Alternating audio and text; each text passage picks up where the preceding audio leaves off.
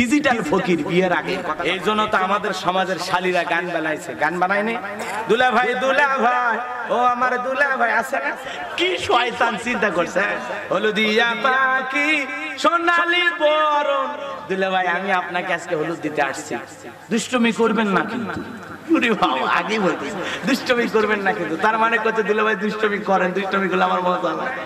ওই শালি আবার দুলা ভাইয়ের মুখে কাছে নিয়ে যায়, দুলা ভাইয়ের মুখের ভিতরে না দিয়া ডস দিয়া আবার নিজে খায় বলে আজকে একটু ডস দিলাম। তখন দুলা ভাই বলতেছে যা সুযোগ পাইলে আমিও তোরে ডস দেব। রুবেলের কিন্তু আমি সেই ল্যাংটা কালের বন্ধু, ও তো আমার ছাড়া কিছুই বোঝে না, বাসর ঘরে কি করতে হবে সে আমার কাছে পরামর্শ চাচ্ছে।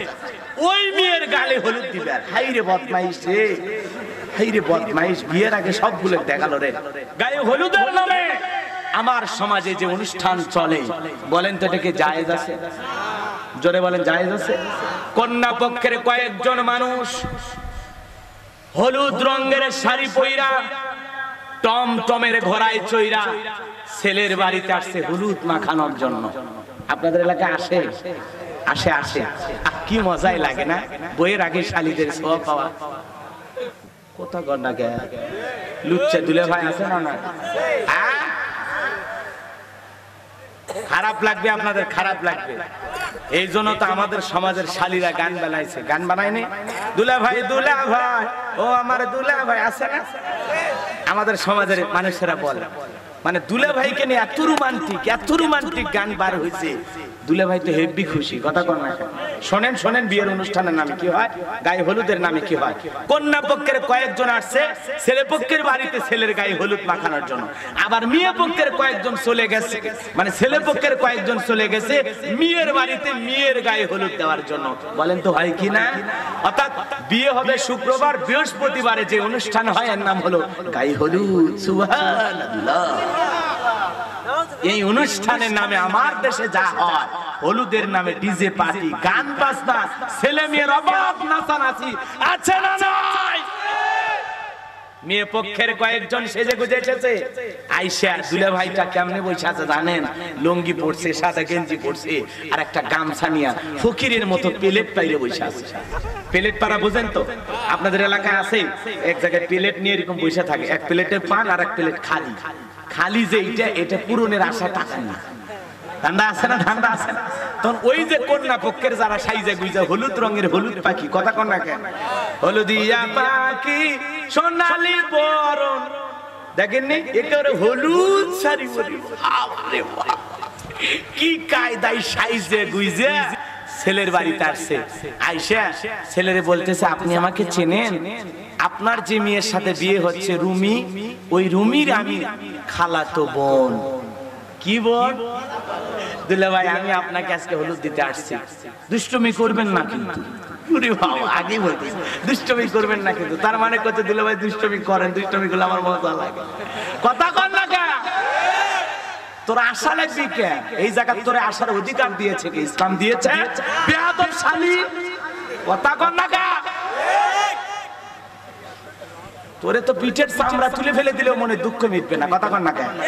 তোরে তো এই জায়গায় আসার অধিকার ইসলাম দেয় না, এত দূর পর্যন্ত হলুদ শাড়ি পরে তোরে আসার অধিকার দিল কে? আর বাবা মাই কেমন? ওদের বাবা মা কেমন গো? কথা কন না কে?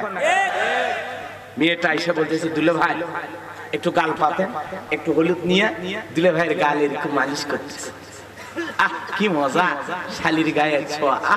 কথা কন না কেন? এরপরে দেখবেন কিছু মিষ্টি খাবার নিয়ে আসে, খাবার দাবার নিয়ে আসে না, খাবার থেকে একটু তুলে বলে দুলা ভাই হা করেন নইলে কলিজা ফুটা করবে। দুলা ভাই এখন শালির হাতে খাওয়ার আশায় করে হা করে বসে আছে, বুঝেন না? ওই শালি আবার দুলা ভাইয়ের মুখে কাছে নিয়ে যায়, দুলা ভাইয়ের মুখের ভিতরে না দিয়া ডস দিয়া আবার নিজে খায় বলে আজকে একটু ডস দিলাম। তখন দুলা ভাই বলতেছে যা সুযোগ পাইলে আমিও তোরে ডস দেব। কথা কন না কেন? আপনারাই বলেন। এরপরে হলুদ মাখাইলো, মিষ্টি খাওয়াইলো, তারপরে ওই যে ফাঁকা প্লেট, ওখানে 500-1000 টাকার নোট দিয়ে যায়। হাই রে ফকির রে, ডিজিটাল ফকির বিয়ের আগে। কথা কন না কেন? এই কায়দায় মেয়ের বাড়িতেও হয়। ছেলে পক্ষের লোকজন যায় বলে হ্যাঁ আপনি তো আমাকে চিনবেন না, আমি কিন্তু যার সাথে আপনার বিয়ে হচ্ছে ওই রুবেল, রুবেলের কিন্তু আমি সেই ল্যাংটা কালের বন্ধু। ও তো আমার ছাড়া কিছুই বোঝে না, বাসর ঘরে কি করতে হবে সে আমার কাছে পরামর্শ চাচ্ছে। কি শয়তান চিন্তা করছে। এরপরে বলতেছে শোনো, বলবো কি আর বলবো বলেন, পরে কথা হবে, আস্তে আস্তে আমার পরিচয় পাবেন। এই কথা বলে ওই বন্ধু গেছে, খালাতো ভাই গেছে, চাচাতো ভাই গেছে, মামাতো ভাই গেছে, ওই মেয়ের গালে হলুদ দিবে। হাই রে বদমাইশ রে, হাই রে বদমাইশ, বিয়ের আগে সব ভুলে দেখালো রে। কথা কর না কে ভাই, এখন যায় হলুদ দিচ্ছে, মেয়ের গালে হলুদ দিচ্ছে। আপনারাই বলেন তো এগুলো কি জায়েজ আছে? লিল্লাহি তাকবীর, লিল্লাহি তাকবীর, আল কোরআনের আলম,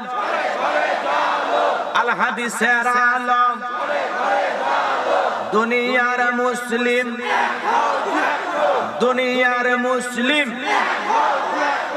আমার নেতা তোমার নেতা, আমার নেতা তোমার নেতা, লিল্লাহি তাকবীর, আল কোরআনের আলো, আল হাদিসের আলো,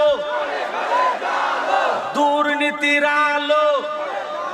আচ্ছা এভাবে নাড়া দেন তো, মাশাআল্লাহ মারহাবা। কারণ আঁকে যেন না লাগে, হাতটা নামান। সম্মানিত ভাইরা আমার, অনেকে ঝোঁকে তালে বলেই ফেলেছেন দুর্নীতির আলো ঘরে ঘরে জ্বালো। বলেন তো বাংলাদেশে দুর্নীতি দমন কমিশন আছে না নাই?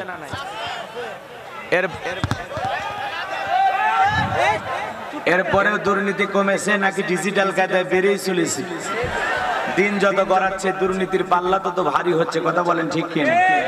আমরা চাই আমাদের এই প্রিয় মাতৃভূমি বাংলাদেশ দুর্নীতি মুক্ত, আল্লাহ কবুল করুন, সকলে বলুন আমিন। আমরা চাই আমাদের এই প্রিয় মাতৃভূমি বাংলাদেশ মাদক মুক্ত, আল্লাহ কবুল করুন, সকলে বলুন আমিন। আমরা চাই আমাদের প্রিয় মাতৃভূমি বাংলাদেশ যৌতুক মুক্ত, আল্লাহ কবুল করুন, সকলে বলুন আমিন। সম্মানিত ভাইরা আমার, ভূমিকায় লম্বা কথা নয়, সরাসরি মূল আলোচনায় প্রবেশ করতে চাই। এরপরে দুই একটি কথা না বললেই নয়। আমরা যত জায়গায় কোরআনের কথা বলতে যাই বাধা আছে না নাই? তারপরে কোরআনের কথা বলবো নাকি চুপ করে থাকবো? বলতে হবে। প্রত্যেকটা পৃথিবীর নবী রাসূলেরা যখন দাওয়াতি কাজ করেছিলেন তারা বাধাগ্রস্ত হয়েছেন। কথা বলেন না কেন? আজকে যখন আপনি সেই একই তরিকায় মানুষকে দাওয়াত দিতে যাবেন, সঠিক কথা বলবেন, হক কথা বলবেন, তখন আপনার পথেও আপনার দাওয়াতি কাজেও বাধা আসবে। শত বাধাকে পিছনে ফেলেই ঈমানদার মুমিনেরা সামনে এগিয়ে যেতে হবে। কথা বলেন ঠিক কিনা? সম্মানিত ভাইরা আমার, কোরআন আর ইসলাম মানলে, মুমিন নিজেকে দাবি করলে তাদের জীবনে পরীক্ষা আসবেই। কথা বলেন না? গেলেই একটা বুক খাইতে দেবে এমনটা না। জান্নাতে যাইতে গেলে কঠোর পরিশ্রম করতে হবে, ঈমানের পরীক্ষায় উত্তীর্ণ হতে হবে। কথা বলেন ঠিক কিনা? এরকম ধৈর্যশীল পরীক্ষা দিতে হবে। একটা মেয়ে আপনারা দেখেছেন, বাংলাদেশের একটা মেয়ে বাবার লাশ বাড়িতে রেখে পরীক্ষা দেওয়ার জন্য গিয়েছে, এসএসসি পরীক্ষা দেওয়ার জন্য। কথা বলেন না কেন? তার জীবনের এটা একটা কঠিন সময়, বাবার লাশ বাড়িতে রেখে, যেখানে অনেক অভিভাবক তার সন্তানকে পরীক্ষায় হলরুমে পৌঁছে দেওয়ার জন্য বাবা রিকশাতে করে, মোটর সাইকেলে করে, অথবা যে কোনো একটা যানবাহন ভাড়া করে, অথবা প্রাইভেট কার থাকলে সেইটাতে করে নিজের ছেলে মেয়েকে নিয়ে গেছে পরীক্ষা দেওয়ার জন্য। অভিভাবক ছেলে মেয়েদেরকে পরীক্ষা ক্লাসরুমে হলরুমে পাঠাইয়া দিয়া তারা বাইরে দাঁড়িয়ে থাকে আর দোয়া করে, আল্লাহ আমার মেয়েটা যেন, আমার ছেলেটা যেন ভালো প্রশ্নের উত্তরগুলো সঠিকভাবে লিখতে পারে, সে যেন পরীক্ষায় ভালো উত্তীর্ণ হতে পারে, ভালো রেজাল্ট করতে পারে। বাইরে থেকে পিতা মাতা তাদের ভবিষ্যৎ কামনা করে দোয়া করে। কথা বলেন ঠিক কিনা? কিন্তু এমন একটা মেয়ে যে পিতার লাশ বাড়িতে রেখে পরীক্ষা দিতে চলে গেল, এক হাতে কলম চালায় আর এক হাতে চোখের পানি মুছে বাবার কথা মনে হয়। একটা মানুষের সবচাইতে এই দুনিয়াতে বুক দিয়ে আগলে রাখে, ছায়া দিয়ে আগলে রাখে, তার নাম বাবা। এই বাবা নামের বটবৃক্ষ, এই বাবা নামের ছায়া যাদের নাই, তাদের জীবনটা যেন অন্ধকার, তাদের জীবনটা যেন মূল্যহীন। কথা বলেন ঠিক কিনা? তাহলে ওই মেয়েটার যেরকম পরীক্ষা দেওয়া লাগছে, এই জন্য মুমিন ঈমানদার নিজেকে দাবি করলে আপনার আমার জীবনে কঠিন পরীক্ষা দেওয়া লাগবে, অনেক দুঃসময় আপনাকে পাড়ি দেওয়া লাগবে। কথা বলেন ঠিক কিনা? সম্মানিত ভাইরা আমার, ভূমিকায় লম্বা কথা নয়, মূল আলোচনায় প্রবেশ করতে চাই। যে কথা বলতে চাচ্ছিলাম, আমরা যত জায়গায় কথা বলতে যাই বলে হুজুর ওয়াজ যা করেন করেন, খবরদার রাজনীতির কোনো ওয়াজ করবেন না। আমি তাদেরকে বলতে চাই, ভাই আপনারা টেনশন মুক্ত থাকবেন। আমি বাংলাদেশের রাজনীতি কোন দলের বক্তা না, আমি রাজনীতি কোনো বক্তব্য দেব না। I will not see any political word because I am not a leader of any political party. কারণ এখানে সব দলের লোক আছে না নাই? এখানে বসে আছে আওয়ামী লীগ, বিএনপি, জাতীয় পার্টি, জামাত ইসলাম, জাসদ, বাসদ, চরমনা, আশিস, দানবেগি, ফুরপুরে, 8000 ওলামা নিজামাত, তাবলিগ, পাবলিক, ওলামা লীগ, গণতন্ত্র, গণফোরাম, শিশু সমাজ, বিকলাঙ্গতার, এলজিবিটিএম, নাগরিক শক্তি, ভিপিএল সোসাইটি, 4 দল, 14 দল, 8 দল, 19 দল, 20 দল, ইসলাম, বিএনএফ, বাংলাদেশ কংগ্রেসের প্রতিনিধি থাকে। বাংলাদেশে কত দল, কথা বলেন ঠিক কিনা? আমি কি বোকা দলীয় আলোচনা করব? এদিক থেকে যদি একটা দলের লোক গুতা মারে, ওই দিক থেকে আরেকটা দলের লোক থানায় টেলিফোন করে, আমি ছোট হুজুর অবস্থা ভালো না খারাপ? আর গাইবান্ধা থেকে আইসা রাজবাড়িতে আমার রাজনীতি করে কোনো লাভ নাই। কারণ আগামী নির্বাচনে এই এলাকার মহিলা মেম্বার পদেও দাঁড়ানোর সুযোগ আছে। কথা কন না কেন? আমি কেন এখানে রাজনীতি করব? যদি করাই লাগে আমার নিজের জেলা গাইবান্ধাই করবো। কথা বলেন ঠিক কিনা? এই জন্য আপনাদের কথার সাথে আমি একমত। আমি বাংলাদেশের রাজনীতি নিয়ে একটি কথাও বলবো, তবে হ্যাঁ, আমি গোলাম রব্বানী যদি কোন রাজনৈতিক বক্তব্য দেই, এই পৃথিবীর শ্রেষ্ঠ রাজনীতিবিদ, শ্রেষ্ঠ রাষ্ট্রনায়ক, শ্রেষ্ঠ রাষ্ট্রপতি, শ্রেষ্ঠ সেনাপতি, শ্রেষ্ঠ বৈজ্ঞানিক, শ্রেষ্ঠ দার্শনিক, হক কথা কিন্তু তিতা। হক কথা সবার পেটে হজম হয়? জোরে বলেন হয়? ছোট্ট বাচ্চা অসুস্থ, বাবা ডাক্তারের কাছে নিয়ে গেছে, ডাক্তার সাহেব কিছু তিতা ট্যাবলেট দিয়েছে খাইতে, ছোট্ট বাচ্চা তিতা ঔষধ না খেয়ে সব ফেলায় দেয়। এরকম সন্তান আপনাদের আছে না নাই? পরের দিন সকালবেলা আবার চলে গেছে, ডাক্তার ভাই গতকালকে ট্যাবলেট দিয়েছিলেন তিতা, আমি ছেলের পিতা, বলেন না ছেলের কোন কায়দা ঔষধ খাওয়ায়? বলে উপায় একটাই আছে, রাজবাড়ির ভালো কোন হোটেল থেকে মিষ্টি কিনেন, মিষ্টি কিনে মিষ্টি একটু ফাঁক করেন, ফাঁক করে এর ভিতরে ট্যাবলেট ঢুকে দেন, দিয়ে মিষ্টি ছেলের সামনে খাইতে দেন। আশা করে যায় মিষ্টিও খাওয়া হবে, ট্যাবলেটও ভিতরে চলে যাবে, আপনার ছেলেটাও সুস্থতা লাভ করবে। ডাক্তার এমন কৌশল বাবার কাছে চমৎকার মনে হলো, বাবা তাই আমল করলেন। প্লেটে বা পিরিজে মিষ্টি দিয়েছে, বাজান তুমি মিষ্টি খাও, আমি তোমার জন্য এক গ্লাস পানি নিয়ে আসি। বাবা পানি নিয়ে এসে দেখে প্লেটের মিষ্টি খাওয়া শেষ।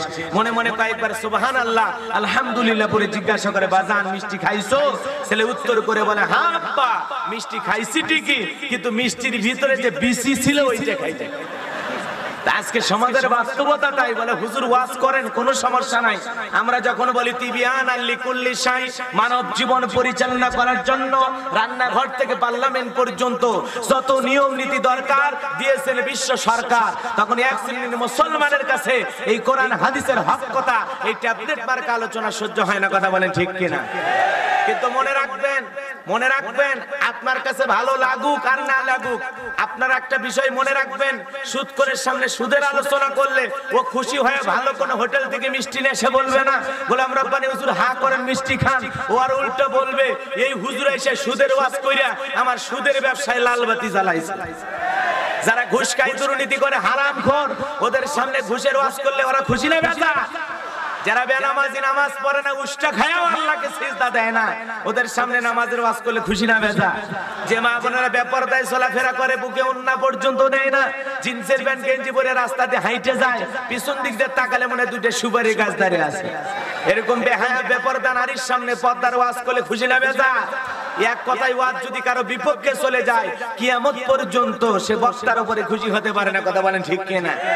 এইজন্য আপনার পক্ষে ওয়াজ আছে, আপনার বিপক্ষে ওয়াজ আছে, তবে মনটা যদি আবু বকরের মতো হয় তাহলে কোরআনের সব ওয়াজ আপনার কাছে ভালো লাগবে। আর মনটা যদি আবু জাহেলের মতো হয়, যত ভালোই কথা বলা হোক তারপরে সকালবেলা সার্টিফিকেট দিয়ে বলবে মুহাম্মদ পাগল। কথা বলেন ঠিক কিনা? মন খারাপ করেছেন, তাহলে মনটা আবু বকরের মতো নরম করতে রাজি আছেন তো ইনশাআল্লাহ? যদি মনটা আবু বকরের মতো নরম হয়, আল্লাহ বলেন যাদাতুহুম ঈমানাও, কোরআন শোনার পরে তাদের ঈমান বৃদ্ধি হবে। বলেন সুবহানাল্লাহ। ওয়াযাক্কির ফাইন্না যিকরা তানফাউল মুমিনিন, সূরা জারিয়ার 55 নম্বর আয়াত আল্লাহ রাব্বুল আলামিন বলেন, মুমিন বান্দাদের সামনে যদি কোরআন দিয়ে ওয়াজ করা হয়, কোরআন থেকে উপদেশ দেওয়া হয়, এই কথাগুলো মুমিনদের উপকারে আসবে। বলেন সুবহানাল্লাহ। কোরআন দিয়ে ওয়াজ করলে কার উপকার? মুমিনের উপকার। এজন্য কোরআনের ওয়াজ শুনতে আপনারা রাজি আছেন তো ইনশাআল্লাহ? কারণ যে কোরআন থেকে কথা বলে সে সত্য কথা বলে। কারণ কোরআনের মধ্যে কি কোনো মিথ্যা আছে, ধোঁকা আছে, ভেজাল আছে? ভেজাল থাকবে কি করে? কিতাবটি নাজিল করেছেন কে? পুরো পৃথিবীবাসীকে আল্লাহ চ্যালেঞ্জ ঘোষণা করে বলেছেন, যালিকাল কিতাবু লা রাইবা ফি, এই কিতাবের মধ্যে কোনো সন্দেহ নাই, কোনো সংশয় নাই, কোনো মিথ্যা নাই, কোনো ধোঁকা নাই। There is no doubt. বলুন আল্লাহু আকবার। হুদাল্লিল মুত্তাকিন, মুত্তাকি বান্দা। আপনারা সবাই কি কথা বলেন না কেন? মুত্তাকি বান্দাদের জন্য গাইডলাইন হিসাবে, পথ প্রদর্শক হিসাবে আল্লাহ পাক এই সিরাতাল মুস্তাকিম নামক কিতাবটি নাজিল করেছেন। কথা বলেন ঠিক কি না? কোরআন আসছে আপনাকে পথ দেখানোর জন্য। সেই পথের নাম হলো সহজ সরল রাস্তা। কোরআনের রাস্তার মধ্যে চলতে গিয়ে কোনো ভেজাল আছে নাকি? কোনো ভেজাল নাই। এই রাস্তার নাম হলো সহজ সরল রাস্তা, যে রাস্তার এপারে শুরু দুনিয়া আর রাস্তার শেষে অপেক্ষা করতেছে আপনার আমার জন্য জান্নাত। বলেন সুবহানাল্লাহ। এই জন্য সেই কোরআনের পথে চলতে রাজি আছেন তো ইনশাআল্লাহ? আল্লাহর দেয়া ইসলাম নিয়ে, কোরআন নামের সংবিধান নিয়ে, আল্লাহর দেখানো পথে, রাসূলের দেখানো পথে আমরা চলতে রাজি আছি। আর সেই পথে চলতে গিয়ে যদি পৃথিবীর নবী রাসূলেরা রক্ত দিতে পারেন, সেই পথে চলতে গিয়ে সাহাবায়ে কিরাম যদি রক্ত দিতে পারেন, সেই কোরআনের জন্য, দ্বীনের জন্য, ইসলামের জন্য, ঈমানকে টিকিয়ে রাখার জন্য যদি কখনো বুকের তাজা রক্ত দিয়েও ইসলামের পথে টিকে রাখতে হয়, কোন কোন মুসলমান বুকের তাজা রক্ত দিয়ে আল্লাহর জমিনে আল্লাহর দ্বীনকে বিজয় করার জন্য এই বুকের রক্ত ঝরাইতে রাজি? দুই হাত তুলে আমার আল্লাহকে দেখা।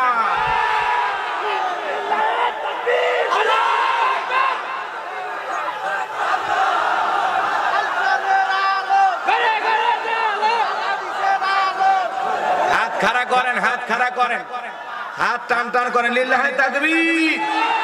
হাত খাড়া করেন, হাত খাড়া করেন। আল্লাহ রাব্বুল আলামিন বলেন, ইন্নাল্লাহা আশতারা মিনাল মুমিনিনা আনফুসাহুম ওয়া আমওয়ালাহুম বিআন্না লাহুমুল জান্নাহ। আল্লাহ সূরা তাওবার ভিতরে পরিষ্কার ভাবে বলেছেন, নিশ্চয়ই মুমিনদের জান মাল আমি আল্লাহ ক্রয় করে নিয়েছি, বিনিময়ে দেব জান্নাত। বলুন সুবহানাল্লাহ। তাহলে বলেন তো মুমিনের জীবনের মালিক কে? এ যুবক ভালো করে বলো, এই জীবনের মালিক কে? তুমি প্রেম করবার প্রেমিকাকে ডায়লগ দিবা, এ জীবন তোমার, তুমি শুধু আমার। ওরে হাইব্রিড শয়তান। অনেকে কিন্তু তাফসীর বোঝে না।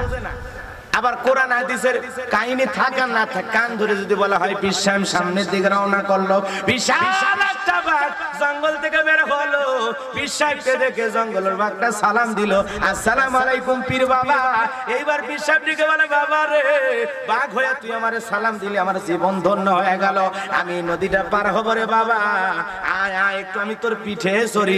এইবার বাঘ দেখে বলে, পীর সাহেব আসেন আমার পিঠে চড়েন। পিঠের ওপরে কইরা পীর সাহেবকে বাঘ নদী পার করে দিল। কোন সুবহানাল্লাহ, সুবহানাল্লাহ। এইরকম কাহিনী শুনে তো লাভ নাই। লাভ আছে? জোরে বলেন লাভ আছে? আজগবি কাহিনী অনেক বলা যায়, আছে, ঘটনা আছে, কিন্তু কোরআন সুন্নাহর আলোকে সহিহ কথাগুলো শুনতে পারলে আপনার আমার জীবনে উপকার হবে। কথা বলেন ঠিক কিনা? আমি চেষ্টা করবো ইনশাআল্লাহ আপনাদেরকে কোরআন থেকে কথা শোনানোর। তবে কোরআন থেকে কথা শুনলেই কিন্তু আপনার উপকার, ওগুলো ঘটনা কাহিনী শুনে কোনো লাভ নেই। কথা কন না কেন? চলুন আলোচনা শুরু করি। আল্লাহ রাব্বুল আলামিন কি বলেছেন জবান ছেড়ে সবাই একটু তিলাওয়াত করুন। আউযু বিল্লাহি মিনাশ শাইতানির রাজীম। বিসমিল্লাহির রাহমানির রহিম। বিতাড়িত মুরতাদ শয়তানের কাছ থেকে আল্লাহর কাছে আশ্রয় প্রার্থনা চাচ্ছি।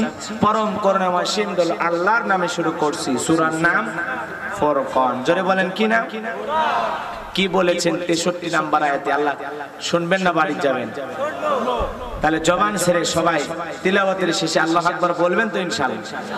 আল্লাহ রাব্বুল আলামিন বলেন, وعباد الرحمن الذين يمشون على الأرض هونا وإذا خاطبهم الجاهلون قالوا سلاما।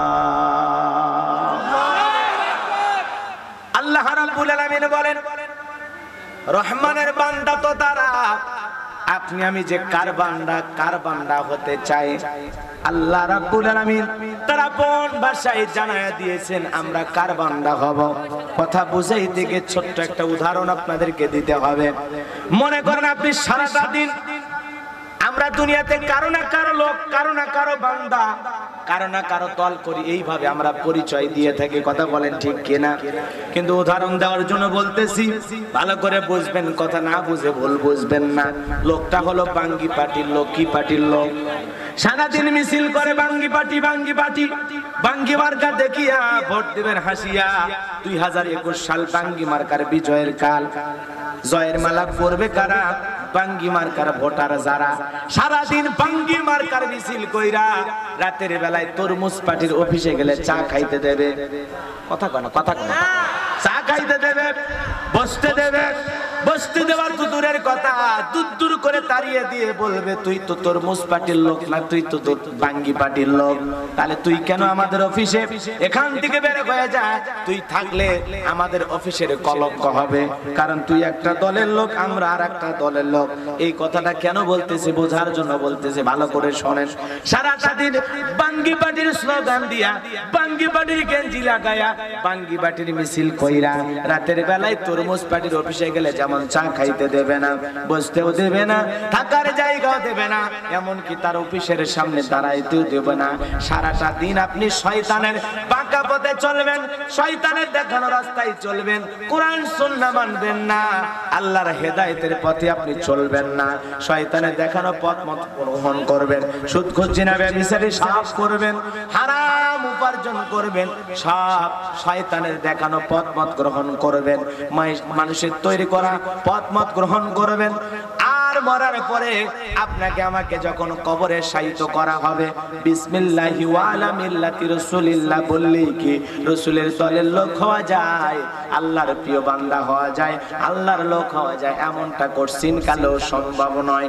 শয়তানের বান্দা হয়ে আল্লাহর বান্দা হওয়া যায় না, শয়তানের পথে চলে জান্নাতে যাওয়ার আশা করা যায় না। তাহলে কার পথে চলবেন, কার বান্দা হবেন, কি দুনিয়াতে করবেন, আর কেমন গুণাবলী আপনার হওয়া উচিত? আমরা সবাই কি শয়তানের লোক হব, নাকি আমার আল্লাহ রাব্বুল আলামিনের লোক হব? আমরা কি শয়তানের বান্দা হব নাকি রহমানের বান্দা হব? এই জন্য আল্লাহ রাব্বুল আলামিন কত সুন্দর করে বলেছেন, وعباد الرحمن الذين يمشون على الأرض هونا। আল্লাহ রাব্বুল আলামিন বলেন, জমিনে রহমানের বান্দা তো তারা, রহমানের বান্দা তো তারা যারা জমিনে নম্রভাবে চলাফেরা করবে, বিনয়ের সহিত চলাফেরা করবে, দাম্ভিকতা করবে না, অহংকার করবে না। রহমানের বান্দারা জমিনে কিভাবে চলাফেরা করবে? আপনি আমি কিন্তু হতে চাই কার লোক? আরো জোরে বলেন, কার লোক? কার বান্দা? রহমান কার নাম? রহমানের বান্দা কারা? আর রহমানের বান্দাদের গুণাবলী কি কি হবে? আল্লাহ নিজে সূরা ফুরকানের ভিতরে বলেছেন, রহমানের বান্দা তো তারাই যারা জমিনে নম্রভাবে চলাফেরা করে, ভদ্রভাবে চলাফেরা করে। আল্লাহু আকবার বলে। যারা জমিনে চলাফেরা করতে অহংকার করে না, নম্রভাবে চলাফেরা কাকে বলে? হাদিসের ভাষায় আমি আপনাদেরকে বলে দিয়ে যাই, হযরত ওমর ফারুক যখন রাজত্ব পরিচালনা করতেছিলেন, দিলের কানটা লাগায় কথাগুলো শুনবেন। হযরত ওমর তাকায় দেখেন একজন যুবক হেঁটে আসতেছে, কিন্তু অসুস্থ রোগীর মতো ভান করে হাঁটতেছে। হযরত ওমর কাছে যখন আসলেন, যুবককে ডেকে বলে, যুবক তুমি কি অসুস্থ? বলে না, আমি অসুস্থ নই। হযরত ওমর ফারুক তখন তরবারে উল্টো পিঠ উঁচু করে বলে, হে যুবক, তুমি অসুস্থ না, কিন্তু অসুস্থ রোগীর মতো কেন ভান করে পথ চলতেছো? যাও, ভদ্রভাবে জমিনে পথ চলো, কারণ অসুস্থ রোগীর মতো ভান করেও চলা যাবে না। রহমানের বান্দারা জমিনে কিভাবে চলবে এমন বুজুর্গ ভাব নিয়ে চলার দরকার নাই, যে এক পা সামনের দিকে ফেলবেন, তিন পা পেছনে ফেলবেন, বুজুর্গ ভাব দেখাবেন, ওই ভাব নিয়ে চলার দরকার নাই। রহমানের বান্দারা জমিনে কেমন নম্র ভাবে চলাফেরা করবে, কতটা ভদ্রভাবে চলাফেরা করবে। আমার ভাইরা, রহমানের বান্দারা পথ যখন হেঁটে যাবে, তাদের চলার গতি জোরেও হবে না, অসুস্থ রোগীর মতো হবে না, মাঝামাঝি ভাবে হেঁটে যাবে। আর মাঝামাঝি ভাবে হেঁটে যাবে, তার চলার স্টাইল, তার চলার পথ, তার চলার পথ দেখে মানুষ বলবে একজন আল্লাহর নিরহংকার গোলাম হেঁটে যায়। বলেন আল্লাহু আকবার। জমিনে দাম্ভিকতা করা যাবে না, অহংকার করা যাবে না।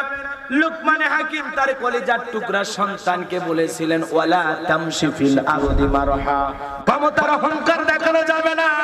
আল্লাহ যা কিছু দিয়েছে কোনো কিছু নেই অহংকার রহমানের বান্দারা করতে পারে? জোরে বলেন করতে পারে? আপনি জমিনে অহংকার করে কি করবেন?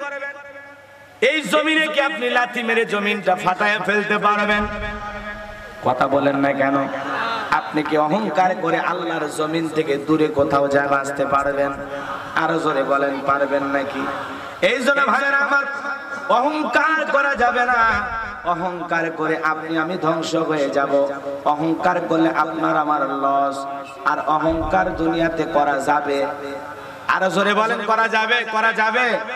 কথা কি খারাপ লাগতেছে আমার কথা নাকি কথা আমার আল্লাহ? আল্লাহ বলেন রহমানের বান্দা তারা যারা জমিনে নম্রভাবে চলাফেরা করবে, একেবারে ভদ্রভাবে চলাফেরা করবে, তারা উশৃঙ্খল হবে না, তারা ক্যাডার হবে না, তারা মানুষকে কথায় কথায় হুমকি ধমকি দেবে, এ খাইছি তোরে শেষ করব, এরকম তারা হবে না। তারা এরকম বেয়াদব হবে না। কথা বলেন না কেন? তারা ভদ্র হবে, তাদের ব্যবহার কি হবে? ভদ্র হবে। আর আমার সমাজে ছোটখাটো একটা পদেরও ক্ষমতার যদি মালিক হয়, ওর গরমে এলাকায় থাকা যায় না। কথা কর না কেন? আছে না? আছে না? এরকম মানুষ আছে না দুনিয়াতে? আছে না? না, সেই রকম গরম দেখায়। আরে ভাই, এত গরম দেখায় কি লাভ? আল্লাহ পাক এক ফোঁটা নাপাক পানির থেকে আপনাকে আমাকে সৃষ্টি করেছেন। আমাদের সৃষ্টির রহস্যের দিকে যদি তাকায়, আল্লাহ বলেছেন খলিকাল ইনসানা দাঈফা, আমি মানুষকে সৃষ্টি করেছি দুর্বল। কি করে সৃষ্টি করেছি? আপনি কিসের অহংকার করেন? কত লোক অহংকার দাম্ভিকতা করত, এই জমিনে এত অহংকার করত, আজকে তারা কবরে শুয়ে আছে। কোথায় শুয়ে আছে? কবরে শুয়ে আছে। কবরে যদি ছাগলও পেশাব করে দেয়, তারানের শক্তি আছে? জোরে বলেন আছে? কিসের অহংকার করেন? এই মাটির থেকে আল্লাহ পাক আপনাকে আমাকে সৃষ্টি করেছেন। মিনহা খলাকনাকুম ওয়া ফিহা নুঈদুকুম ওয়া মিনহা নুখরিজুকুম তারাতান উখরা। এই মাটি দিয়ে তোমাদেরকে সৃষ্টি করেছি, এই মাটির ভিতরে তোমাদেরকে রাখবো, এই মাটি থেকে পুনরায় জীবিত করব। এই জন্য এত অহংকার করা যাবে? এই জন্য আল্লাহ রাব্বুল আলামিন বলেন রহমানের বান্দা তারা যারা জমিনে নম্রভাবে চলাফেরা করবে, তাদের অমায়িক ব্যবহার হবে, সুন্দর আচরণ হবে, মানুষ দেখে বলবে এনার চাইতে ভদ্র মানুষের এলাকায় রহমানের বান্দা হেঁটে গেলে মানুষ বলবে আল্লাহর গোলাম হেঁটে গেল। রহমানের বান্দা যদি সাইকেল নিয়ে যায়, মোটর সাইকেল নিয়ে যায়, গাড়ি নিয়ে যায়, মানুষ বলবে আল্লাহর গোলাম সাইকেল নিয়ে যায়, আল্লাহর গোলাম মোটর সাইকেল নিয়ে যায়। তারা উশৃঙ্খল হবে না, বেয়াদব হবে না, তারা জমিনে বেশি দাফাদাফি লাফালাফি করবে, ভদ্রভাবে চলা লাগবে। আপনি চলবে, মানুষ দেখে বলবে আল্লাহর গোলামের মিছিল যায়। বলেন আল্লাহু আকবার। রহমানের বান্দা যদি কোনো সমাবেশ করে, মিটিং করে, মানুষ বলবে আল্লাহর গোলামদের সমাবেশ। এক কথায় তার জীবনের চলাফেরা, ওঠা বসা এতটা সুন্দর হবে, এতটা সুন্দর হবে, সমস্ত মানুষ বলবে আসমানের নিচে জমিনের উপরে ওনার চাইতে আল্লাহর প্রিয় গোলাম ভদ্র মানুষ আর আমি আমার চোখে দেখি না। আল্লাহু আকবার বলে। এমন ভদ্র হতে আপনারা রাজি আছেন তো? ইনশাআল্লাহ লাফালাফি করে জমিনে চলাফেরা করা যাবে? ক্ষমতা পাইলে লাভ দেওয়া যাবে? অহংকার করা যাবে? যাবে না। ভদ্র হতে হবে, ভদ্র হতে হবে, ভদ্র হতে হবে, ব্যবহার করতে হবে, ব্যবহার হতে হবে সুন্দর। কথায় আছে কবির ভাষায়, এমন জীবন তুমি করিও গঠন, মরিলে হাসিবে তুমি কাঁদিবে ভুবন। এই জন্য এমন চরিত্র আমাদের গঠন করা দরকার আছে না? না। এরপরে রহমানের বান্দাদের গুণাবলী, وَإِذَا خَاطَبَهُمُ الْجَاهِلُونَ قَالُوا سَلَامًا। আল্লাহু আকবার বলে। রহমানের বান্দা তারা যারা জমিনে মূর্খ লোক, অজ্ঞ লোক, জ্ঞানহীন লোক, তাদের সাথে তর্কে লিপ্ত হবে না, ঝগড়াঝাটি করবে না। মূর্খ লোকেরা আপনার পায়ে পা দিয়ে ঝগড়া করতে চাইবে, আপনার বিরুদ্ধে উল্টো পাল্টা কথা বলবে। পয়সা কথা বলবে, গালিগালাজ দেবে, কিন্তু রহমানের বান্দারা পাল্টা গালি দেবে না, পাল্টা কথা শোনায় দেবে না। রহমানের বান্দারা সবরের সহিত ধৈর্য ধারণ করে তার কথাগুলো শ্রবণ করবে, গালিগালাজ করবে না, বাজে কথা বলবে না। বলেন আল্লাহু আকবার। মূর্খ লোক আছে অনেক শিক্ষিত, কিন্তু কোরআন সুন্নাহর জ্ঞান না থাকার কারণে ও এতটা শিক্ষিত হয়, এতটা মূর্খ হয়, এতটা শয়তানের মুরিদ হয়ে যায়, খুঁজতে খুঁজতে আমার মালিককেই খুঁজে পায় না। বলে দেয়ার ইজ নো গড, স্রষ্টা বলতে কেউ নাই। জোরে কর নাউজুবিল্লাহ। এরকম নাস্তিক আছে না নাই? এজন্য মূর্খ লোকদের সাথে তর্ক করা যাবে না। ওরা আপনাকে গালি দিতে পারে, পয়সা কথা বলতে পারে, আপনার সাথে বাজে ব্যবহার করতে পারে, কিন্তু আপনি তার সাথে বাজে ব্যবহার করবেন না। সে আপনারা গালি দিলে আপনি মুস্কি হেসে বলবেন, ভাই গালি দেয়া ঠিক না। কথা বলেন না কেন? গালি দেয়া ঠিক না ভাই। আমারে কেন গালি দেন ভাই? আমার কি অপরাধ বলেন? আমি কি খুবই অন্যায় করেছি? বিনয়ের সহিত, ভদ্রতার সহিত, সুন্দর ভদ্র আচরণ হতে হবে। আল্লাহ বলেন, ওয়ালা তাস্তাবিল হাসানাতু ওয়ালা সাইয়্যা ইদফা বিল্লাতি হিয়া আহসান। ভালো আর মন্দ সমান হতে পারে না। তুমি যদি মন্দের জবাব মন্দ দিয়ে দাও, কোশ্চিন কালে সমাজে সুখ ফিরে আসবে না। কি করতে হবে? মন্দের জবাব যদি তুমি ভালো দিয়ে দাও, উত্তম দিয়ে দাও, তোমার শত্রুটাকে তোমার পরম বন্ধু বানায় দেওয়ার দায়িত্ব আমি আল্লাহর। কোন সুবহানাল্লাহ। এইজন্য কেউ গালি দিলে আপনি পাল্টা গালি দেবেন না। কেউ আপনাকে বলে তোরে খাইছি, তোরেও খাইছি, তোর একটা খুশি তোর নাক ফাটে ফেলে দেবে, তাহলে কি হবে? হবে না। কেউ আপনারে মারতে চাইলে, আপনারে গালি দিতে চাইলেও আপনি চুপ করে থাকবেন ইনশাআল্লাহ। ভদ্র হওয়ার দরকার আছে না? মন খারাপ করতেছেন, কিন্তু আমরা কি ভদ্র হতে পারি? আরে বাইরের মানুষ তো দূরের কথা, ভাই হয় যদি ভাইরে গালি দেয় আমরা সহ্য করি। কথা কয় না শুধু, হ্যাঁ তুই আমার ছোট ভাই হয় তো কথা বলিস, আমি একটা স্কুলের শিক্ষক, আর তোর এটা ব্যবহার, তুই যে ব্যবহার দেখালি তোর সাথে আজ থেকে আমার কোনো সম্পর্ক থাকবে না। কথা কয় না কেন? আপনার এই ছোট ভাই ও তো শিক্ষিত না, ও ভ্যান চালায়, রিক্সা চালায়, কৃষিক্ষেত্রে কাজ করে, আর পড়াশোনা নাই, ও খারাপ আচরণ করতে পারে। আপনি তো শিক্ষিত মানুষ, তা আপনি লাভ দেন কেন? কথা কয় না। আপনি সেটাকে হজম করেন, ওটাকে সবর করেন যে ভাই আসলে তোমার এই ব্যবহার আসলে আমাকে অনেক কষ্ট দেয়, তারপরে আমি তোমাকে মাফ করে দিলাম কারণ তুমি আমার ছোট ভাই। এ কথা কয় না, কথা কয় না। খালি ওয়াজ শুনলে হবে না, ভদ্রতাও শেখা লাগবে। কথা কন না কেন? কেউ আপনার সাথে খারাপ ব্যবহার করেছে, গালিগালাজ দিয়ে, আপনি একটা দোকানদার, ব্যবসা বাণিজ্য করেন, একটা কাস্টমার রাগ দেখাইতে পারে, আপনি রাগ দেখাবেন না। কথা বলেন না। আপনি পথ চলতেছেন, আপনি একজন সিএনজি ড্রাইভার, অটো ড্রাইভার, রিক্সা চালান, একটা প্যাসেঞ্জার আপনার সাথে খারাপ আচরণ করতে পারে, কিন্তু আপনি খারাপ ব্যবহার দেখাবেন না। কথা বলেন না কেন? এমন ব্যবহার দেখার লাগবে যে দোকানদার লেখা রাখে ধন্যবাদ, আবার আসবেন। তা আপনার ব্যবহারটা যেন এরকম হয়। কথা বলেন ঠিক কিনা? মনে থাকবে, মনে থাকবে তো ইনশাআল্লাহ। অনেক গুণাবলী আছে, 13টা গুণাবলী নিয়ে কথা বলতে হবে, কেবল 2টা বলতেছি। 13টা গুণাবলী 13 দিন ওয়াজ করলেও শেষ হবে না, কিন্তু সংক্ষিপ্ত পরিসরে আমি আপনাদেরকে বলবো। আর যুবকেরা টেনশন নেবার কোনো কারণ নাই, বলেছি তো সামনে গেলেই তোমাদের আলোচনাও আসবে। মনে করো না যে তোমাদের জন্য কিছুই নাই, আছে, বরাদ্দ আছে ইনশাআল্লাহ। মাথার মেমোরিতে সেভ করা আছে, সময় মতো ডাউনলোড দিয়ে শোনায় দেবো ইনশাআল্লাহ। আজকে যদি আসরের নামাজ 4:30টায় হয়, আপনাদের সমস্যা আছে? 4:30টা পর্যন্ত থাকবেন তো ইনশাআল্লাহ। তাহলে ঘড়ি ধরে এখনো 1 ঘন্টা ওয়াজ হবে, 1 ঘন্টা। এই জায়গায় একটু অপেক্ষা করেন, আমি আসি ইনশাআল্লাহ। সম্মানিত ভাইরা আমার, ভাই ভাই কি আপনাদের সমস্যা কি? এই কুশে রেখে জায়গা রে, এই দেখেন তো কেউ কুশের চুরি করে খায় না। এই আমার সেই 3000 দেখ মেম্বার ভাই 10 মিল করেছে। আর এই যে আমার চেয়ারম্যান সাহেব 50,000 টাকা। চেয়ারম্যান ভাই হুমায়ুন কবির, শাকিল ভাই 50,000, আর আমাদের সম্মানিত মেম্বার ভাই শাহাদত হোসেন, আমার প্রিয় ভাই 10,000 টাকা মিল করেছেন। আল্লাহ কবুল করেন, জোরে কোন আমিন।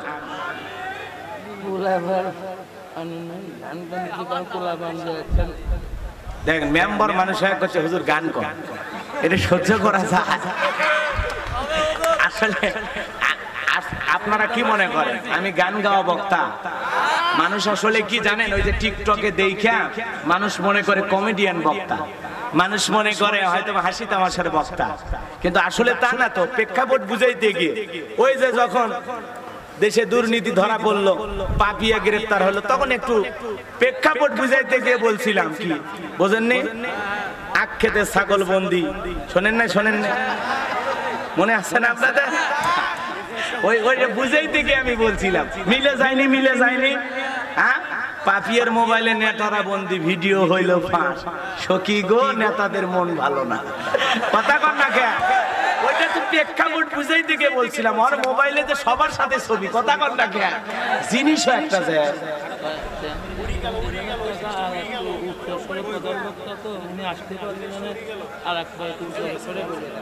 আজকের মাহফিলের প্রধান অতিথি জনাব মোহাম্মদ হুমায়ুন কবির শাকিল ভাই 50,000 টাকা জোরে কোন মারহাবা।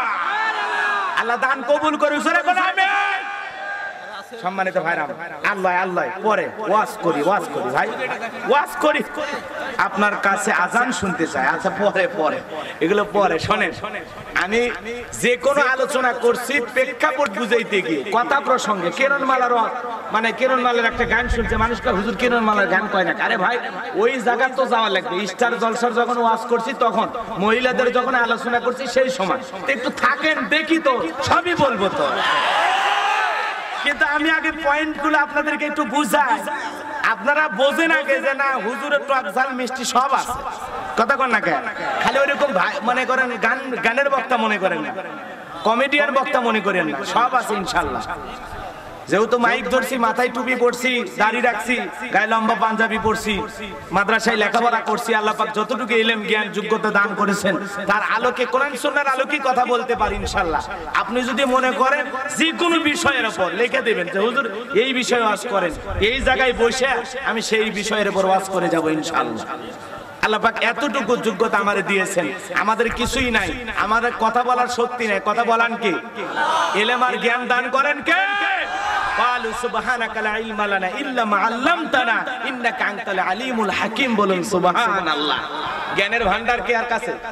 আল্লাহ দয়া করে আমরা বলতে পারবো, আমাদের বলার শক্তি আছে। এই যে দুপুর বেলা কষ্ট করে না খাইয়া বসে আছেন, দুপুরে ভাত খাননি কারা কারা হাত তোলেন তো দেখি। এই দুপুরে খাবার খায়নি কারা হাত তোলেন। হাত দুপুরে আপনারা ভাত খান নাই? আরে দেখেন আল্লাহ কত বান্দা দুপুরে খাবার খায় না। লিল্লাহি তাকবীর। যে না খেয়ে বসে আছেন, আকর্ষণ কি গোলাম রব্বানি নাকি আল্লাহর কোরআনে? জোরে বলেন কার? সেই কোরআনের কথাকে বলি, তারপরে প্রেক্ষাপট বর্তমান যা দরকার সব বলে দেব ইনশাআল্লাহ। খালি একটু সময় দেন, একটু গুছাইয়া উঠি। বলবো না? তাহলে রহমানের বান্দাদের গুণাবলী, তারা মূর্খ লোকদের সাথে খারাপ আচরণ করবে না, বাজে ব্যবহার করবে না। তারা পাল্টা গালি দিল, আপনি পাল্টা গালি দেবেন না। আপনি তাদের জন্য কি বলবেন? আল্লাহ বলেন আপনার যদি মুমিন বান্দা হন, আপনি যদি রহমানের বান্দা হন, আপনি বলবেন ক্বালু সালামা, তোমার উপরে শান্তি বর্ষিত হোক। আমি তোমার জন্য শান্তির দোয়া করি। তুমি আমারে রাগ দেখাইলা, খারাপ আচরণ করলা, গালি দিলা, আমারে কষ্ট দিলা, আমি তোমার জন্য বদদুয়া করব না। আমি তোমার জন্য আল্লাহর কাছে মাগফিরাত কামনা করি, শান্তির দোয়া করি, হেদায়েতের দোয়া করি। আল্লাহু আকবার বলেন। এটা হলো রহমানের বান্দাদের গুণাবলী। আল্লাহর পয়গম্বর ইব্রাহিম খলিলুল্লাহকে যখন তার বাবা বললেন, এই ইব্রাহিম তুমি আমার প্রতিমার বিরুদ্ধে কথা বলো, তুমি আমার নেতা আমার খোদা নমরুদের বিরুদ্ধে কথা বলো, তুমি আমার প্রতিমাকে গালিগালাজ করো, তুমি আমার নেতাকে গালিগালাজ করো, ইব্রাহিম তোমার ঠাঁই আমার বাড়িতে হবে না, তুমি আমার বাড়ি থেকে দূর হয়ে যাও। আল্লাহর পয়গম্বর ইব্রাহিম দেখেন আদর্শ কাকে বলে, ব্যবহার কাকে বলে। বাবার সাথে কি আচরণ করলেন? গালি দিলেন। আমরা যদি আমাদের বাবা হইতো, যদি বলতে এই রুবেল বাড়ি থেকে বের হয়ে যা, বাড়ি থেকে বের হয়ে যাবো, তোকে বাড়ি করে দেবো, কয়দিন পরে এই বাড়ির মালিক আমি হব। কথা কন না? কয়দিন পরে এই বাড়ির মালিক আমি হব, আর তুমি আমার বাড়ি থেকে বের করে দাও, তোমারে বের করে দেবো। এরকম সন্তান আছে না? এই সন্তান ইব্রাহিমের মতো নয়। কথা বলেন না কেন? ইব্রাহিমের মতো আচরণ কেমন হবে? বাবা বললো বাড়ি থেকে দূর হয়ে যা, আমার বাড়িতে তোর ঠাঁই নাই। অপরাধ দুইটা। অপরাধ কয়টা? একটা আমার খোদা নমরুদের বিরুদ্ধে কথা বলিস, আর আমার দেবীর প্রতিমা এগুলোর বিরুদ্ধে তুই কথা বলিস। এই জন্য তোর এই দুইটা অপরাধে বাড়ি থেকে তাড়াইয়া দিলাম। তুমি এক আল্লাহর গুণগান বুঝাইতে আসছো, আমাদের বোঝার দরকার নাই। আমরা এই 33 কোটি দেবতা নিয়ে থাকবো, তুমি চলে যাও। বাবা বাড়ি থেকে বের করে দিল। পবিত্র কুরআনুল কারীমের ভিতরে আল্লাহ পাক পরিষ্কার ভাবে বাপ ছেলের সেই ঘটনা তুলে ধরেছেন। যেহেতু আমার আলোচনার বিষয় ওইটা না, বোঝানোর জন্য বলতেছি। আল্লাহর পয়গম্বর বাড়ি থেকে বের হলেন আর আল্লাহর কাছে বললেন, আল্লাহ ও বাবা, তুমি আমাকে বাড়ি থেকে বের করে দিল। আমি আল্লাহর কাছে বলি, আল্লাহ আমার বাবার জন্য আমি হিদায়াতের দোয়া করলাম, আমার বাবাকে তুমি হিদায়াতের পথে কবুল করো আর আমার বাবার উপরে শান্তি বর্ষিত করো। বলেন আল্লাহু আকবার। পয়গম্বর বাড়ি থেকে চলে গেলেন, বাবার জন্য শান্তির দোয়া করলেন, হেদায়েতের দোয়া করলেন। এইজন্য তোমার বাবা যদি তোমার সাথে খারাপ আচরণ করে, ইসলাম মানার কারণে, ইসলামী আন্দোলন করার কারণে, কোরআন সুন্নাহ মানার কারণে যদি তোমাকে বাড়ি থেকে বের করে দেয়, তুমি বাবার জন্য দোয়া করবা, বদদোয়া করবা না, খারাপ আচরণ করবা না, গালি গালাজ করবা না। বাবা সম্পদ অর্জন করেছে, আব্বা যদি তোমার সম্পদ নাও দেয়, এই হিসাব তোমার বাবা পরকালে দেবে, কিন্তু তুমি জোর জবরদস্তি করতে পারবা না। এক বাইরে লিখে দিয়েছে বেশি করে, সেই জায়গায় তুমি দখল করতেও যাইবা না, কারণ পরকালে হিসাব দিবে তোমার বাবা, তোমার দেয়া লাগবে না। কথাকে বোঝা গেল? অনেক সময় বাবা যদি তোমার সাথে, অনেক সন্তান আছে বাবা যদি, আর কোরআন সুন্নাহর ভাগ তো অনেক হাজী সাহেব আছে হজ করার আগেও বুঝে না। কথা কন না, হজ করতে যাচ্ছে, বড় ছেলের একটু বেশি দেয়, ছোট ছেলের একটু কম দেয়, অথবা মেয়েগুলোর একটু ঠকায়, ছেলেগুলোর একটু বেশি দেয়, দিয়ে হাত ধরে খালি কালুবরু করে, হাত ধরে খালি কাউমাও করে, হাত ধরে খালি কাকুতি মিনতি করে। আর মা খানায় খাবার গিলাপ ধরে দোয়া করবো, মা মা তুমি 5 বিঘা জমি পাও, মা 25 শতক দিলাম মা, আর বাকিগুলো মাফ করে দাও, তোমার ভাইয়েরাই তো পাইছে মা, তুমি টেনশন করে না, দোয়া করবো মা, রুই মাছ দিয়ে আর গরুর দুধ দিয়ে ভাত খাবে। কথা কন না, এই কথা বইলে খানায় খাবার যাচ্ছে, ওই হজ কি কবুল হবে ভাই? আল্লাহ বলতে থাকে হক ক্লিয়ার কর, ক্লিয়ার কর। কোরআন সুন্নাহ মোতাবেক আমি যে মেরাজ করছি, আমি যে ভাগ বন্টন করছি, ওই অনুযায়ী বন্টন কর। আবার নতুন করে বন্টনের জন্য তোমার দায়িত্ব দিল, এ কথা কন না কেন? বাপ রে বাপ, ওই হাজির হজ মক্কা মদিনায় যাওয়া তো দূরের কথা, কবুল তো বাংলাদেশেও হবে না। কথা কন না কেন? এই জন্য খবরদার এগুলো বাটপারি করবেন না। সব ছেলের ইসলাম যেভাবে বন্টন করেছেন ভাগ বন্টন, ওইভাবেই করবেন ইনশাআল্লাহ। কোন ছেলেকে কম, কোন ছেলেকে বেশি এরকম করবেন না। আল্লাহ আমাদের হেদায়েতের জন্য কবুল করুন। চিল্লা এখন আমিন। তাহলে বাবা খারাপ আচরণ করলে, প্রতিবেশী খারাপ আচরণ করলে, স্ত্রী খারাপ আচরণ করলে আমরা কি করব? সবর করব, ধৈর্য ধারণ করব, সেই সময়টা সবরের পরিচয় দেব ইনশাআল্লাহ। আর সব সময় নিজেকে কন্ট্রোল রাখার চেষ্টা করব ইনশাআল্লাহ। মনে থাকবে তো? এরপরে আল্লাহ রাব্বুল আলামিন বলেন, রহমানের বান্দারা ভদ্রভাবে চলাফেরা করবে, সুন্দর আচরণ করবে, শান্ত থাকবে, ভদ্র থাকবে। রহমানের বান্দাদের 3 নাম্বার গুণাবলী, ওয়াল্লাযীনা ইয়াবিতুনা লিরাব্বিহিম সুজদাও ওয়া কিয়ামা। আল্লাহ রাব্বুল আলামিন বলেন, রহমানের বান্দা তো তারা যারা দিনের বেলায় ব্যবসা বাণিজ্য করবে, দিনের বেলায় চাকরি করবে, দিনের বেলায় খেতে কাজ করবে, সরিষার খেতে কাজ করবে, ধানের খেতে কাজ করবে। রহমানের বান্দা তো তারা যারা সারাটা দিন কঠোর পরিশ্রম করবে, রাত যখন হয়ে যাবে তারা রাত্রি কাটিয়ে দিবে আল্লাহকে সিজদা দিয়ে, আল্লাহর সামনে দণ্ডায়মান হয়ে। বলুন সুবহানাল্লাহ। সাহাবায়ে কেরাম দিনের বেলায় বদরের যোদ্ধা ছিল, উহুদের যোদ্ধা ছিল, রাত যখন হয়েছে আল্লাহকে সিজদা দেওয়ার জন্য তারা রাত্রি জাগরণ করেছিল। দিনের বেলা ব্যবসায়ী ছিলেন, যোদ্ধা ছিলেন, আর রাত যখন হয়েছে আল্লাহকে সিজদা দেওয়ার জন্য দাঁড়িয়ে যেতেন। বলুন আল্লাহু আকবার।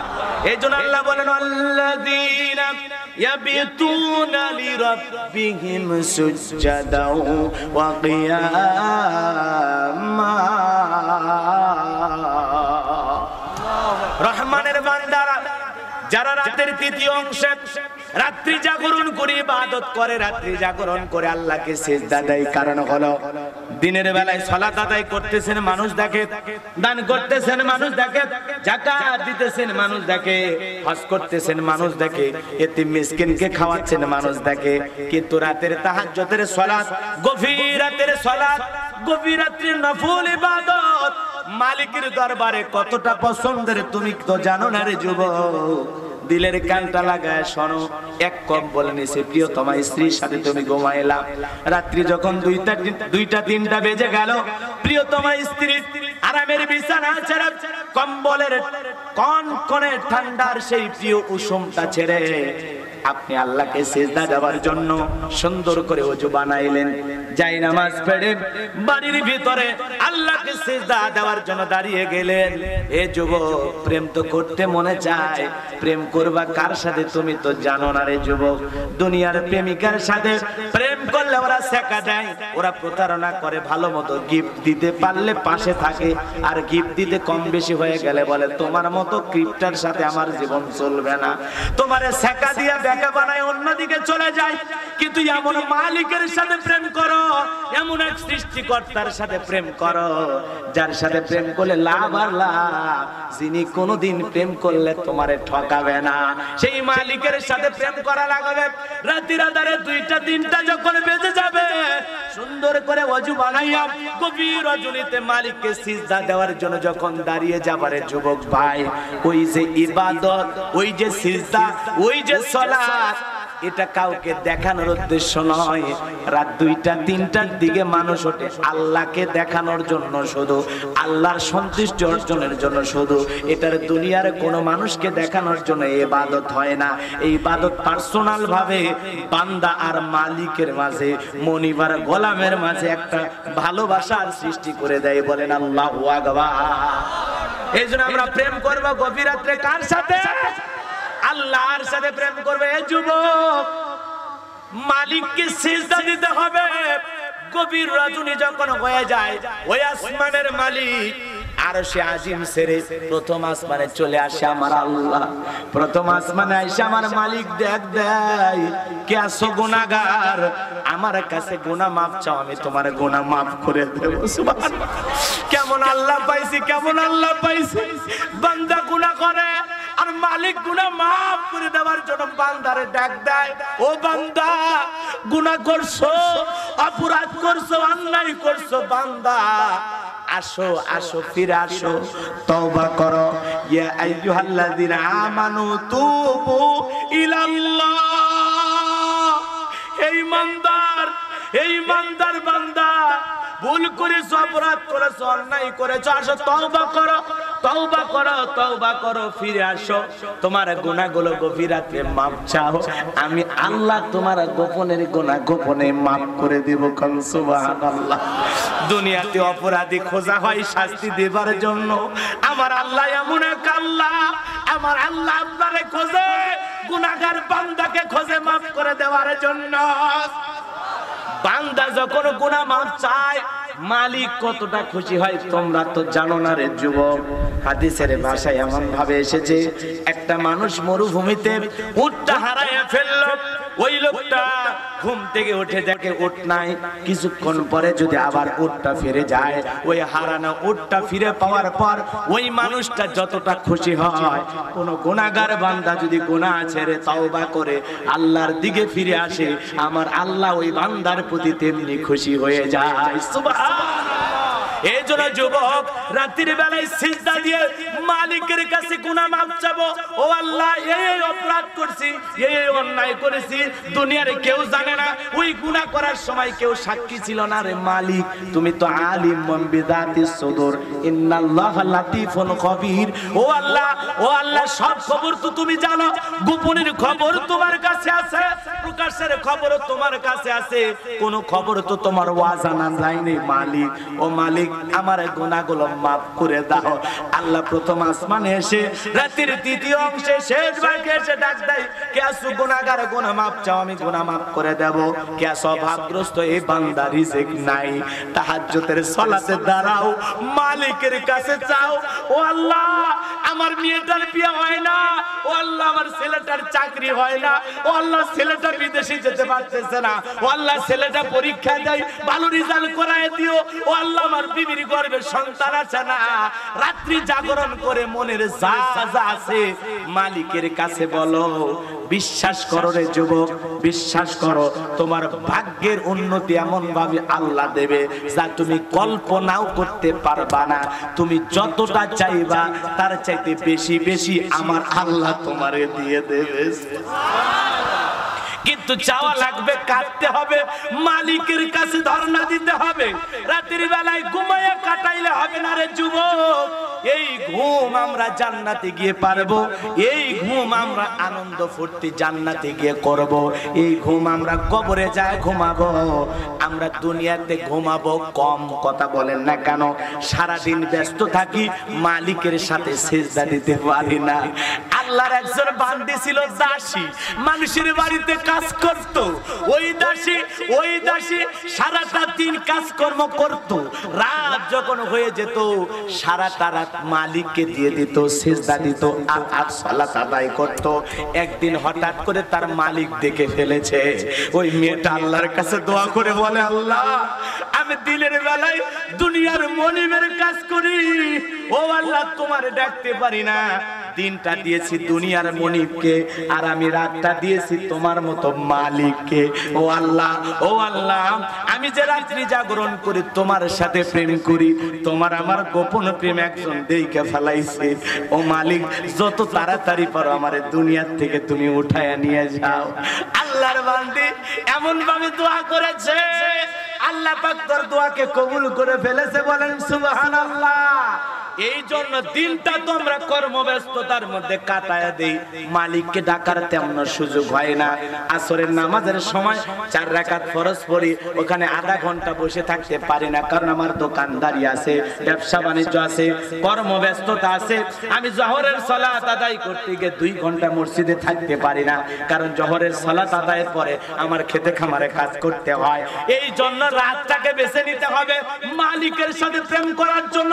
এ যুবক, গভীর রাত্রিতে আল্লাহকে সিজদা দিতে গিয়ে তোমরা কি চাইবা, কি বলবা, আল্লাহ সেই কথা বলেছে।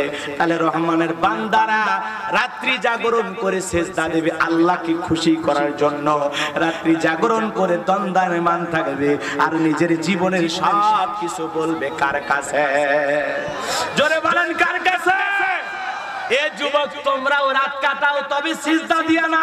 তোমাদের রাত কাটে ফেসবুক টিপা। তোমরাও রাত কাটাও সারা রাত ফেসবুকে, ইমোতে, মেসেঞ্জারে বান্ধবীর সাথে কথা বলে। কি যে পাইছে, ইমোতে কল লাগায় সারাদিন হ্যালো জান, কি করছো, খাইছো, ঘুমাইছো, কোন রঙের কাপড় পরছো, বিছানার চাদরের রং কেমন, তোমার খাটের বালিশের রং কেমন। কথা কন, এমন এমন ফালতু ফালতু কথা বলে যুবক, আজে বাজে কথা বলে, যেই কথার কোনো আগা নাই গোড়া নাই, কথার মধ্যে কোনো ভদ্রতা নাই। ওই মেয়ে কি খাইছে না খাইছে, কি পড়ছে না পড়ছে, ওইটা শোনা তোর কি লাভ? কথা কন না। এরকম যুবক অবশ্য রাজবাড়িতে নাই। তাহলে যুবক, সারা রাত তুমি ফেসবুকে হাঁটলা, সারা রাত ফেসবুকে টিপাটিপি করলা, ফেসবুকে লাইনে থাকলা, ফজরের আজান হয় যখন, যুবকের ঘুমানোর টাইম শুরু হয় তখন ও ফজরের সালাতেও যায় না, মালিককে সিজদা দিতে মসজিদে যায় না। ও হুজুর, ও বড় ভাই, আপনাদের মসজিদে জুমাই মুসল্লি আতে না, জুমার সালাতে 2 তালা 3 তালা পর্যন্ত মুসল্লি হয়ে যায়, আর ফজরের সালাতে 1 কাতারও মেলে না। কই গেল সে আল্লাহওয়ালারা যারা জুমার সালাত পড়লো? ওরা কই গেল? ওরা কি মরে গেছে? ওরা কি হারিয়ে গেছে? ওরা কি সাতবক জমিনের নিচে চলে গেছে? ওদেরকে আসর মাগরিব এসে ফজর পড়া লাগবে না? কথা কন না, এই কথা কন না। আল্লাহ রাসূলের জামানায় জুমার সালাতের দৃশ্য যেমন ছিল, ফজরের সালাতের দৃশ্য তেমনি ছিল। সুবহানাল্লাহ। জুমার সালাতে যেরকম কানাই কানাই মসজিদ ভইরা গেছে, ফজরের সালাতে ওইরকম কানাই কানাই মসজিদ ভইরা গেছে। কোন সুবহানাল্লাহ। এই জন্য মসজিদ শুধু বানাইলে হবে না, মসজিদে মুসল্লির দরকার আছে না নাই? মসজিদের টাকা কালেকশন করলাম, বা 1000 2000 5000 দেন, এরকম ইমাম মুসল্লি বক্তাদের আবার ওইরকম মুসল্লি কালেকশন করা লাগবে। কি কালেকশন করা লাগবে? মুসল্লি কালেকশন করা লাগবে। এই কে আছো বেনামাজি, মসজিদে ঢোকা, নামাজ পড়ে দুনিয়ার কাজে যাও। কথা কন, ডাকা লাগবে, ডাকা লাগবে। সামনের কাতার পূরণ করতে 3 জন মুসল্লি চাই, তাড়াতাড়ি করে 3 জন মুসল্লি মসজিদে চলে আসো। এখনই জোহরের সালাতের 4 রাকাত ফরজ নামাজ শুরু হয়ে যাবে, তাড়াতাড়ি গোসল শেষ করে মসজিদে চলে আসো। আর 2 মিনিট পরে নামাজ শুরু হবে। 5 জন মুসল্লি লাগবে, 2 জন মুসল্লি লাগবে, মসজিদ ভরে গেলে আর 20 জন লাগবে। কথা কন, এরকম মুসল্লি কালেকশন করলে মুসল্লি কথাকে বোঝা গেল বাজান আমার ভাইরা। এই জন্য আমি আমার ওয়াজির মধ্যে বলেছিলাম আগেকার মসজিদ গুলো ছিল কাঁচা কিন্তু মুসলমানের ঈমান ছিল পাকা। বর্তমানে মসজিদ হচ্ছে পাকা কিন্তু মুসলমানদের ঈমান হয়ে যাচ্ছে কাঁচা। আগেকার মানুষদের ছিল অভাব, বড় ভালো ছিল তাদের স্বভাব। বর্তমানে মানুষদের নাই কোনো অভাব, নষ্ট হচ্ছে তাদের চরিত্র আর স্বভাব। সময়ের পরিবর্তন, সময়ের পরিবর্তন। আগেকার মানুষের সত্যি দিল ভালো ছিল, কথা সত্য বলতো। মন খারাপ করতেছেন আপনারা, কষ্ট পেয়েছেন? তাহলে যুবক সারা রাত কি টিপে কাটায়? ফেসবুক। এই যুবক, তোরে ফেসবুক কি জান্নাতে নিয়ে যাবে? কথা কও না কেন? তোমার ওই ফেসবুকে 2 ঘন্টা না থেকে 2 ঘন্টা আল্লাহর সিজদা দে, তোর ভাগ্যের চাবি খুলে যাবে। কথা কোন, কথা কোন। শুধুমাত্র মালিককে সিজদা দিলেই হবে না, সিজদা দিবেন আর কি বলবেন আল্লাহ সেইটাও বলেন। রহমানের বান্দারা রাত্রি জাগরণ করে রবের উদ্দেশ্যে সিজদারত অবস্থায় থাকবে দণ্ডায়মান হয়ে। রাতের লম্বা সিজদা, লম্বা রুকু, লম্বা নামাজ। কারণ দিনের বেলায় তাড়াহুড়ো করে পড়তে হয় কর্মব্যস্ততার কারণে, কিন্তু রাতে তো কোনো তাড়াহুড়ো নাই। 2 রাকাত পড়তে যদি 1 ঘন্টাও চলে যায় কোনো টেনশন নাই। 4 রাকাত পড়তে যদি 3 ঘন্টা 4 ঘন্টা কেটে যায় এ যুবক টেনশন নাই, কারণ তুমি মালিককে সিজদা দিতেছো। বান্দা হইয়া, গোলাম হইয়া মালিকের কাছে মাথা নত করার মতো মজার কিছুই হতে পারে না। সুবহানাল্লাহ কর। এই যে মালিকের কাছে যখন সিজদা দেওয়ার জন্য মাথাটা নত করি, এত ভালো লাগে, এত ভালো লাগে। এই জন্য ওই গোলাম তো ধন্য, যেই গোলাম আল্লাহর দেয়া মাথা সিজদা অবনত চিত্তে মালিকের কুদরতি কদমে বেশি বেশি নত করতে পারে। ওই তো কফালাওয়ালা বান্দা, ওই কফালাওয়ালা, ওই সিজদাওয়ালা মানুষ, যেই মানুষটা রাত্রি জাগরণ করে মালিককে সিজদা দেয়, ওর তো জীবন ধন্য হয়ে যাবে। কথা বলেন ঠিক কি না? এই জন্য তারা সিজদা দিয়ে কি বলবে? ওয়াল্লাযীনা ইয়াকুলুনা রাব্বানা সরিফ আন্না আযাব জাহান্নাম ইন্না আযাবাহা কানা গরামা। রহমানের বান্দারা রাত্রি জাগরণ করে আল্লাহকে সিজদা দিয়ে চোখের পানি ছেড়ে দিয়ে কাঁদবে আর বলবে, মালিক, ও মালিক, আমাকে ওই কঠিন জাহান্নামের আগুন থেকে মুক্তি দাও। আল্লাহ, আমি তোমার জাহান্নামের আযাব সহ্য করতে পারবো না, ওই কঠিন জাহান্নামের আগুন থেকে মুক্তি দাও রে মালিক। রহমানের বান্দারা রাত্রি জাগরণ করে আল্লাহকে সিজদা দিয়ে জাহান্নামের আগুন থেকে মুক্তি চাইবে। চোখের পানি ছেড়ে দেখে দে বলে, মালিক, ও মালিক, আমাকে জাহান্নামের আগুন থেকে মুক্তি দাও। আমি তোমার জাহান্নামের আগুন সহ্য করতে পারবো না। জাহান্নাম বড় কঠিন জায়গা রে যুবক। ইন্না জাহান্নামা কানাত মিরসাদা লিত্তাগিনা মাআবা লাবিসিনা ফিহা আহকাবা। আল্লাহু আকবার। আল্লাহ বলেন, নিশ্চয়ই জাহান্নাম মত পেতে রয়েছে। জাহান্নাম একটা ফাঁদের নাম। আল্লাহর অবাধ্য বান্দাদের ধরার জন্য ফুলসিরাতের কিনারায় সেই কঠিন পথ পাড়ি দেওয়ার সময় কিছু মানুষ কেটে টুকরো টুকরো হয়ে জাহান্নামের তলদেশে গিয়ে পড়বে। এই জন্য বলা হয়, ইন্না জাহান্নামা কানাত মিরসাদা, নিশ্চয়ই জাহান্নাম ওদের ভাগ্যে জুটবে। সেখানে তারা যুগের পর যুগ বসবাস করবে। একটা মানুষ কতদিন জাহান্নামে থাকবে এর সঠিক ইলম আর জ্ঞান আছে একমাত্র কার কাছে? আরো জোরে বলেন, কার কাছে? দিলের কানটা লাগায় কথাগুলো শুনবেন। আব্দুল্লাহ ইবনে মাসউদ রাদিয়াল্লাহু তাআলা আনহু বলেন, হাদিস শরীফের ভিতরে এসেছে, আল্লাহ রাসূল সাহাবায়ে কিরামদেরকে শুনিয়ে দিয়েছেন, জাহান্নামে মানুষ যাওয়ার পর জাহান্নামী বান্দা ইয়া হান্নান ইয়া মান্নান বলে আল্লাহকে ডাক দেবে। আল্লাহ জিবরাইলকে বলবে, জিবরাইল যাও জাহান্নাম থেকে আমার সেই বান্দাকে বের করে নিয়ে আসো। জিবরাইল যাওয়ার পরে জাহান্নামের ভিতরে তাকায়া দেখবে ওই ব্যক্তিগুলো জাহান্নামের ভিতরে উপর হয়ে শুয়ে আছে, যাদের পাশে আসমানের দিকে আর মাথাগুলো আছে জমিনের নিচে, এমন অবস্থায় উপর হয়ে পড়ে আছে। দৃশ্য দেখার পরে এসে বলবে, আল্লাহ জাহান্নামে তো তোমার সেই বান্দাদেরকে খুঁজে পেলাম না। আল্লাহ বলবে, জিবরাইল আবার যাও। জিবরাইল যায় সেই ব্যক্তিকে খুঁজে পাবে যে ব্যক্তি আল্লাহকে ডাক দেয়, ইয়া হান্নান ইয়া মান্নান ইয়া হান্নান ইয়া মান্নান। জাহান্নামে চিৎকার মেরে মেরে যে ব্যক্তিটা কান্না করে, ওই ব্যক্তিকে জাহান্নাম থেকে জিবরাইল বের করে আল্লাহর সামনে নিয়ে যাবে। আল্লাহ জিজ্ঞাসা করবে, বান্দা জাহান্নামকে তুমি তোমার বসবাসের স্থান হিসাবে, আশ্রয় স্থান হিসাবে কেমন তুমি পেয়েছো? লোকটা চোখের পানি ছেড়ে দিয়ে বলে, মালিক ও আল্লাহ, কি বলবো আল্লাহ, তুমি তো সবই জানো। জাহান্নামের চাইতে কঠিন আবাসস্থল, নিকৃষ্ট আবাসস্থল আর কিছুই হতে পারে না।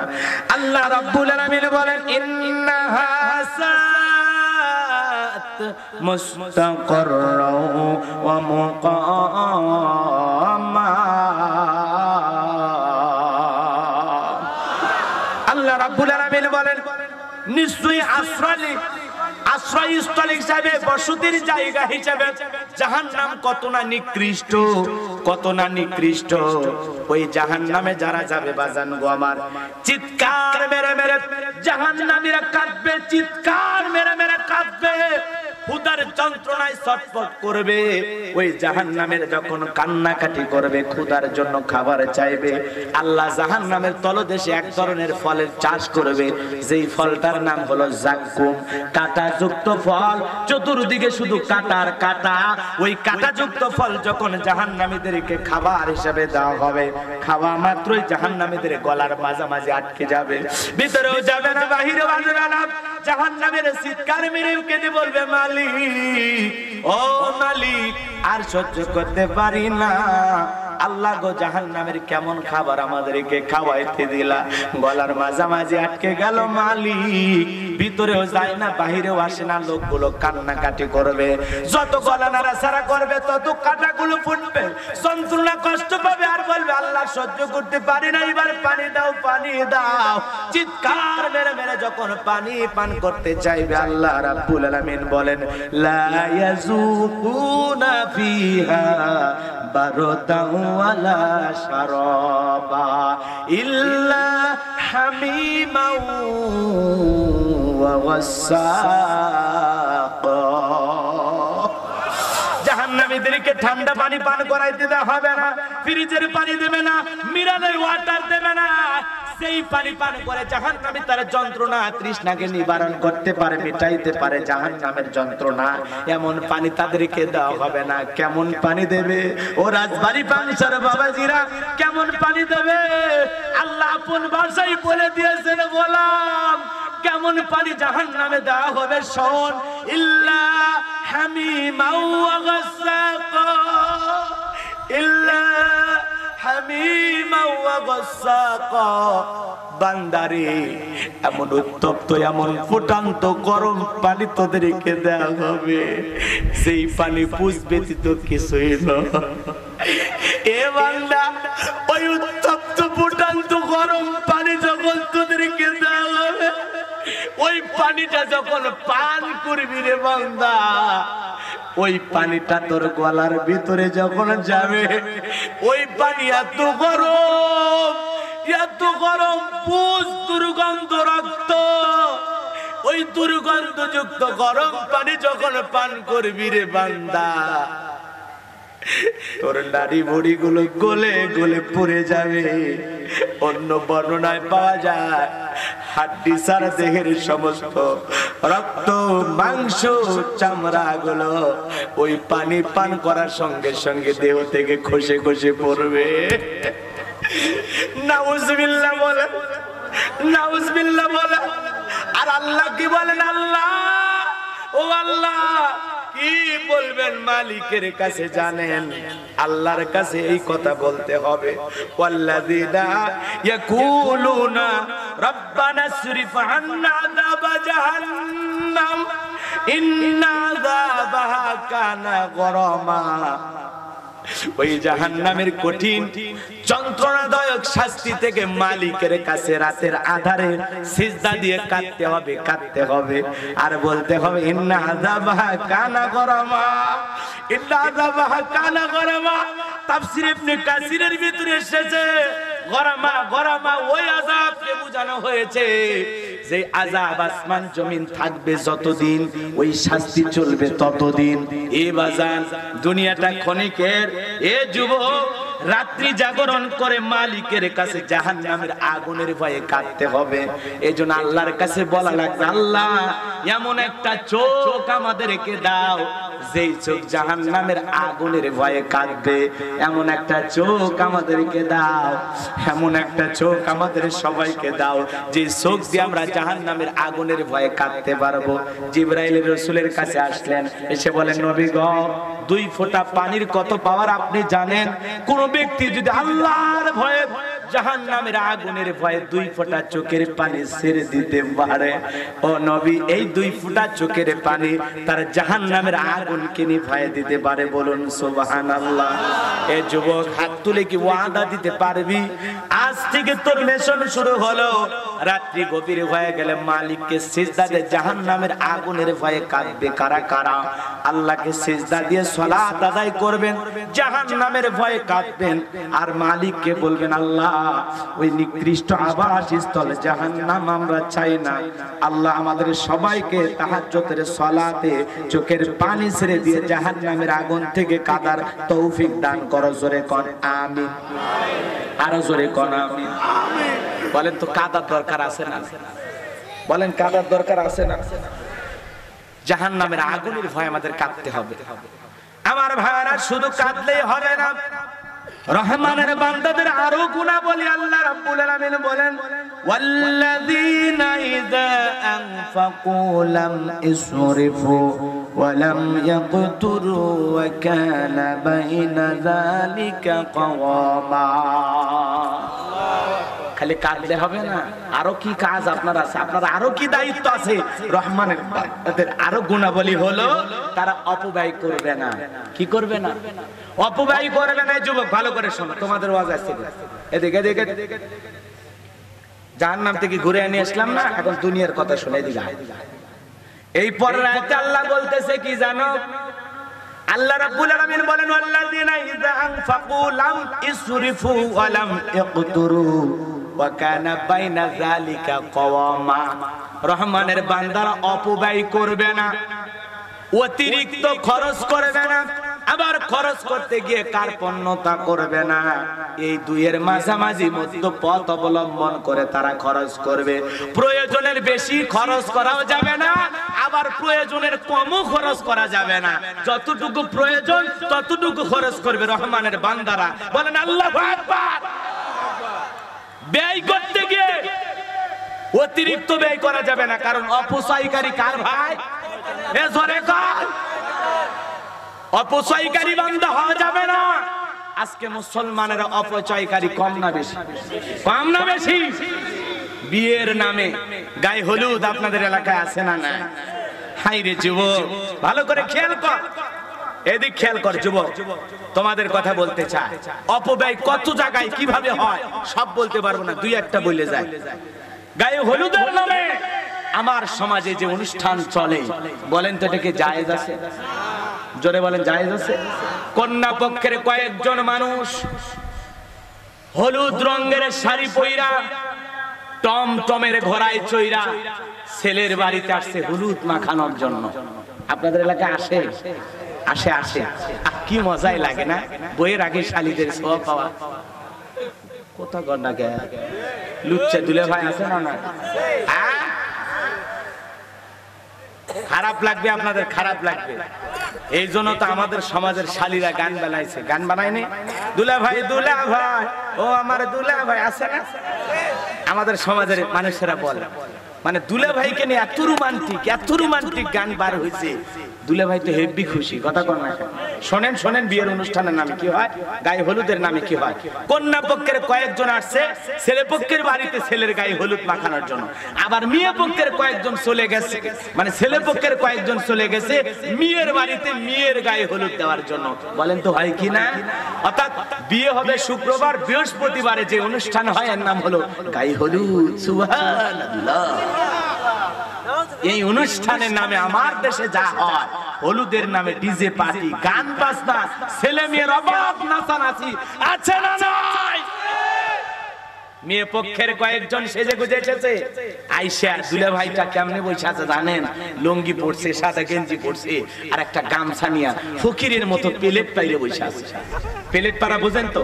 আপনাদের এলাকায় আছে এক জায়গায় প্লেট নিয়ে এরকম বসে থাকে, এক প্লেটে পান আর এক প্লেট খালি। খালি যে এটা পূরণের আশা টাকা না, ঠান্ডা আছে না? ঠান্ডা আছে না? তখন ওই যে কন্যা পক্ষের যারা সাইজা গুইজা হলুদ রঙের হলুদ পাখি, কথা কন না কেন?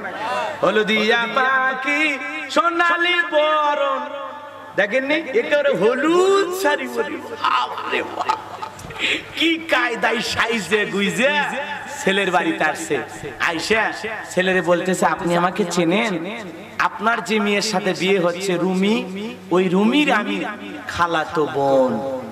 কি বোন? দুলা ভাই আমি আপনাকে আজকে হলুদ দিতে আসছি, দুষ্টুমি করবেন না কিন্তু। আগে বলতে দুষ্টুমি করবেন না কিন্তু, তার মানে কত দুলা ভাই দুষ্টুমি করেন, দুষ্টুমি করলে আমার মজা লাগে। কথা কর না কে? তোর আশা লাগবি কে? এই জায়গা তোরে আসার অধিকার দিয়েছে কে? ইসলাম দিয়েছে। বেয়াদব শালী, কথা কর না কে? তোরে তো পিঠের চামড়া তুলে ফেলে দিলেও মনে দুঃখ মিটবে না, কথা কর না কে? তোরে তো এই জায়গায় আসার অধিকার ইসলাম দেয় না, এত দূর পর্যন্ত হলুদ শাড়ি পরে তোর আসার অধিকার দিল কে? আর বাবা মাই কেমন? ওদের বাবা মা কেমন গো? কথা কর না কে? মেয়েটা এসে বলতেছে, দুলে ভাই একটু গাল পাতেন, একটু হলুদ নিয়ে দুলে ভাইয়ের গাল এরকম মালিশ করতেছে। আহ কি মজা, শালির গায়ে ছোঁয়া। কথা কন না কেন? এরপরে দেখবেন কিছু মিষ্টি খাবার সবার নিয়ে আসে, খাবার দাবার নিয়ে আসে না, খাবার থেকে একটু তুলে বলে, দুলা ভাই হা করেন নইলে কলিজা ফুটা করবে। দুলা ভাই এখন শালির হাতে খাওয়ার আশায় করে হা করে বসে আছে, বুঝেন না? ওই শালি আবার দুলে ভাইয়ের মুখে কাছে নিয়ে যায়, দুলে ভাইয়ের মুখের ভিতরে না দিয়া ডস দিয়া আবার নিজে খায়, খায় বলে আজকে একটু ডস দিলাম। তখন দুলে ভাই বলতেছে, যা সুযোগ পাইলে আমিও তোরে ডস দেব। কথা কন না কেন? আপনারাই বলেন। এরপরে হলুদ মাখাইলো, মিষ্টি খাওয়াইলো, তারপরে ওই যে ফাঁকা প্লেট, ওখানে 500-1000 টাকার নোট দিয়ে যায়। হাই রে ফকির রে, ডিজিটাল ফকির বিয়ের আগে। কথা কন না কেন? এই কায়দায় মেয়ের বাড়িতেও হয়। ছেলে পক্ষের লোকজন যায় বলে, হ্যাঁ আপনি তো আমাকে চিনবেন না, আমি কিন্তু যার সাথে আপনার বিয়ে হচ্ছে ওই রুবেল, রুবেলের কিন্তু আমি সেই ল্যাংটা কালের বন্ধু, ও তো আমার ছাড়া কিছুই বোঝে না, বাসর ঘরে কি করতে হবে সে আমার কাছে পরামর্শ চাচ্ছে। কি শয়তান চিন্তা করছে। এরপরে বলতেছে, শোনো বলবো কি আর বলবো বলেন, পরে কথা হবে, আস্তে আস্তে আমার পরিচয় পাবেন। এই কথা বলে ওই বন্ধু গেছে, খালাতো ভাই গেছে, চাচাতো ভাই গেছে, মামাতো ভাই গেছে, ওই মেয়ের গালে হলুদ দিবে। হাই রে বদমাইশ রে, হাই রে বদমাইশ, বিয়ের আগে সবগুলো দেখালো রে। কথা কর না কে ভাই? এখন যায় হলুদ দিচ্ছে, মেয়ের গালে হলুদ দিচ্ছে। আপনারাই বলেন তো এগুলো কি জায়েজ আছে? একটা হুজুর হাত তুলে বলেন জায়েজ আছে? রাসূলের দরবারে একজন সাহাবী হাজির হয়ে গেল, শোনেন জায়েজ আছে, শোনেন জায়েজ আছে। রাসূলের দরবারে একজন সাহাবী হাজির হয়ে গেল, নবীজি তাকায়া দেখলেন সাহাবীর দেহের ভিতরে হলুদ লাগানো, শরীরে কি লাগানো? হলুদ লাগানো। নবীজি জিজ্ঞাসা করলেন, সাহাবী তোমার গায়ে হলুদ লাগানো কেন? সাহাবী বলেন, নবী গো গতকালকে আমার বিয়ে হয়ে গেছে, ও নবী আমার স্ত্রী আমার গায়ে হলুদ লাগায় দিয়েছে। কোন সুবহানাল্লাহ। নবীজি খুশি হয়ে গেল আর বলে, সাহাবী আমি দোয়া করি আল্লাহ পাক তোমাদের দাম্পত্য জীবনে অনেক সুখ দান করুক, জোরে কর আমিন। স্ত্রী যদি স্বামীর গায়ে হলুদ লাগায় দেয়, এই হলুদ লাগানো জায়েজ আছে। তোমার হলুদের অনুষ্ঠান যদি করার আগে বিয়ে করার পরে বাসর করে 2 বাটি হলুদ দিয়ে অপেক্ষা করো, সারা রাত প্রয়োজনে 2 জন খালি হলুদ মাখামাখি করবা। তারপরে এই হলুদ অনুষ্ঠানের নামে অপব্যয় করা যাবে না, অপচয় খরচ করা যাবে না, নারী পুরুষের অবাধ মেলামেশা নাচানাচি করা যাবে না, রং ঢং করে সেজে এই গ্রাম থেকে অন্য গ্রামে যাওয়া যাবে না। ইসলাম এগুলোকে হারাম করেছে, কথা বলেন ঠিক কিনা? আবার বিয়ের গোসলের নামে ভাবির আইসা ছেলেটারে বর যে হবে ওরে গোসল করে দেয়, আছে না নাই? ঘুইসা ঘুইসা গোসল করে দেয়, কথা কন্যাকে।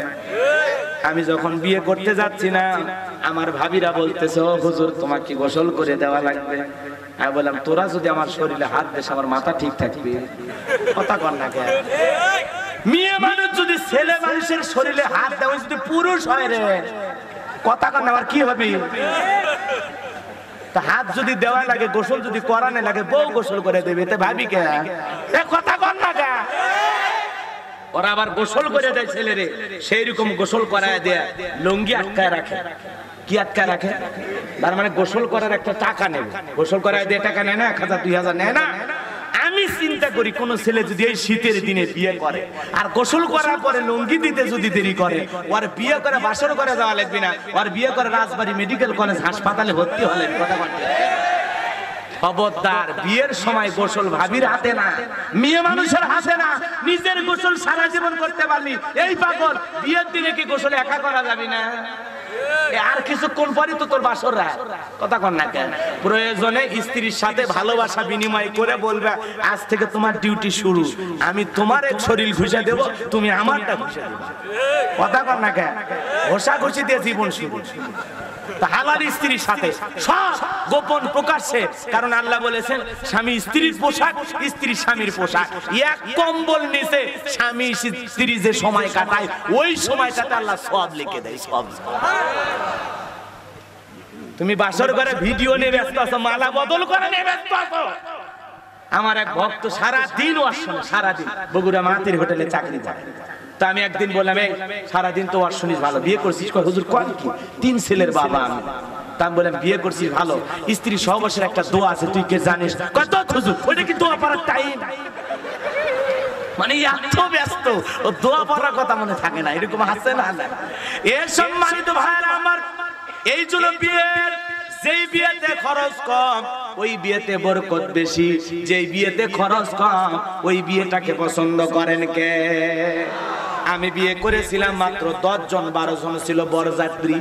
আর আমার দেশের যুবকেরা বিয়ে করে, এই পক্ষ থেকে পরের লোকজন বলে, শোনেন আমাদের বংশ কিন্তু ছোট না, তালুকদারের বংশ, আমরা বিয়ে করতে গেলে মিনিমাম 1500 1000 লোকের নিচে যাই না, কিন্তু আপনাকে দেখে ভালো লাগছে এই জন্য কমপক্ষে 500 লোক আসবো। যারা কন্যা পক্ষের বাড়িতে যায় এরকম 500 লোক 1000 লোক জোর করে খানা খায়, ওই খানা খাওয়ার চাইতে ভিক্ষা করে খাওয়া ভালো, জোর করে খাওয়া যাবে না।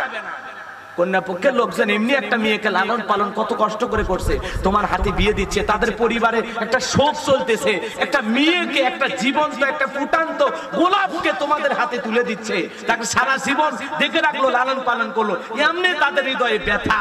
আবার তুমি গরু জবাই করে খাও আর দাঁত খিলল করে খাও, গোশতে আরেকটু ঝাল হলে ভালো হইতো। ওরে শয়তান, আছে না নাই ভাই? এগুলো করা যাবে না। হ্যাঁ, কন্যা পক্ষের লোকজন যদি বলে ভাই 10 জন নিয়ে আসেন, 20 জন নিয়ে আসেন, ওই দর কষাকষি হবে না যে আমরা 500 আসতেছি। বাপ রে বাপ, 500 কে 5000 খাওয়াও, তুমি তোমার বউরে নিয়ে যায়া ছেলেরে বিয়ে করে নিয়ে যায়, এলাকার 5000 লোককে খাওয়াও, কোনো সমস্যা নাই, জায়েজ। তুমি ক্যাঙ্কা বেটার বাপ, খাওয়াও, দেখি কয়টা গরু জবাই করে খাওয়াইতে পারে, খাওয়াও। কন্যা পক্ষের কাছে কে জোর করে? বাপরে বাপ, মানে মুসর তাও দিয়ে থাকে ছেলের বাড়ি, মানে ছেলে বিয়ে দেবো ওই জায়গা খানা খাবে, আবার সেগুলো জায়েদে চুয়াডাঙ্গা দেখলেন না, বুঝতে একটু কম বেশি হওয়াতে কারণে বর পক্ষ আর কন্যা পক্ষের মধ্যে সংঘর্ষ। কন্যা পক্ষের লোকেরা গোস্ত দিতেছে, ছেলে পক্ষের লোকেরা খাতিছে, খালি গোস্তই বলে খাই, ভাত খাই না। কন্যা পক্ষের লোকেরা বলতেছে ভাই এত খাইলে তো হবে না, আমাদের তো একটা লিমিট করে রান্না বান্না করা হয়েছে, করছে না দিবেন না কেন? আমরা বর পক্ষের লোক না, বর পক্ষের লোক তো মূলে খিলে লেগে, মূলে এই রে গোস্ত খাবার আছে ওটি দেখলেন না বরিশালে গোস্ত নিয়ে মারামারি করে একজন মরলো পর্যন্ত মরছে বিয়ের বাড়ির যায় যারা এই খাওয়া দাওয়া নিয়ে মারামারি করে তাকায়া থাকে যে আরো দেও আরো দেও আরে ভাই আল্লাহ চাইলে একটা আদব কায়দাও তো আছে কথা কন না একটা মানবতাও তো আছে আপনাদের চরিত্র এমন কেন মন খারাপ করেছেন রহমানের বান্দাদের গুণাবলী তারা অপব্যয় করবে না বিয়ের অনুষ্ঠানের নামে হলুদ নাচানাচি ভিডিও করা আজে বাজে গান বাজনা করা 14 দিন নাচানাচি করা জায়েজ নয় হারাম হারাম হারাম গেট সাজাতে কে বলছে ঝাড়বাতি দিতে কে বলছে এরকম বক্স ভাড়া নিয়ে এসে টিক টিক আওয়াজ দেয় বাপ রে বাপ হালাল বিয়ে বিয়ে একটা ইবাদত কথা বলেন না আর সেখানে গান বাজাচ্ছে আইরে মুসলমান মুসলমানের বিয়েতে আজকাল যে কায়দায় গান বাজনার অনুষ্ঠান হয় অন্য ধর্মের লোকেরাও বিয়ে করতে এত অনুষ্ঠানে নাচানাচি করে না কথা কোন ঠিক কিনা হাজী সাহেব ছেলের বিয়ে দেয় গান বাজায় কথা কোন তখন আমি এক হাজীকে জিজ্ঞাসা করছিলাম আমারই মুসল্লি আমি বললাম কি বাবা আমি নামাজ পড়াই আর আপনারা এগুলো বিয়ের নামে কি গান বাজনা কেন করছে হুজুর বাচ্চা কাচ্চা মানুষই একটু আনন্দ করবে বাপ রে বাপ বিরাট বড় মুক্তি সেজে গেছে বিয়েতে একটু আনন্দ করা একটু হালকা গান বাজানো জায়েজ আছে হ্যাঁ গান করবে দব বাজায় ছোট্ট শিশুরা শিশু যারা প্যান পরা শিখছে কেন আর যারা নাচিচ্ছে যুবক যুবতী হ্যাঁ লুঙ্গি ড্রেস করে নাচিচ্ছে বাপ রে বাপ রাগ করতেছে ওয়াজ কিন্তু হচ্ছে তাফসিরই হচ্ছে কিন্তু এই জায়গায় বোঝানো হচ্ছে তো অপব্যয় করা যাবে অপ্রয়োজনীয় খরচ করা যাবে সেটা বিয়েতে হোক যে কোনো জায়গায় হোক কথা কোন ঠিক কিনা অপব্যয় করা যাবে না প্রয়োজনের অতিরিক্ত খরচ করা যাবে না জীবনে যতটুকু প্রয়োজন ততটুকু খরচ করতে রাজি আছি তো ইনশাআল্লাহ তাহলে রহমানের বান্দারা অপব্যয় করবে না অতিরিক্ত খরচ করবে না আপনার বিয়ের অনুষ্ঠান দাম্পত্য জীবন সুখময় হোক এই দোয়া তো আমরা করি কিন্তু হালাল তরিকায় বিয়ে করো বিয়েতে গান বাজনা নয় যে যুবকেরা বিয়ে করো না এই দুহাত তুলে ওয়াদা দাও হুজুর বিয়ে যদি করি জীবনে কোনোদিন আমার বিয়ের বাড়িতে গানও হবে না গীতও হবে না ইনশাআল্লাহ হাত তোলো কোন কোন যুবক বিয়েতে গান বাজাবি না চাচা হাত তুলছে চাচা বিয়ে করেননি যারা বিয়ে করনি যুবক ওয়াদা দাও গান বাজাবি না ইনশাআল্লাহ গান বাজাবি না ইনশাআল্লাহ গান বাজান জায়েজ না হারাম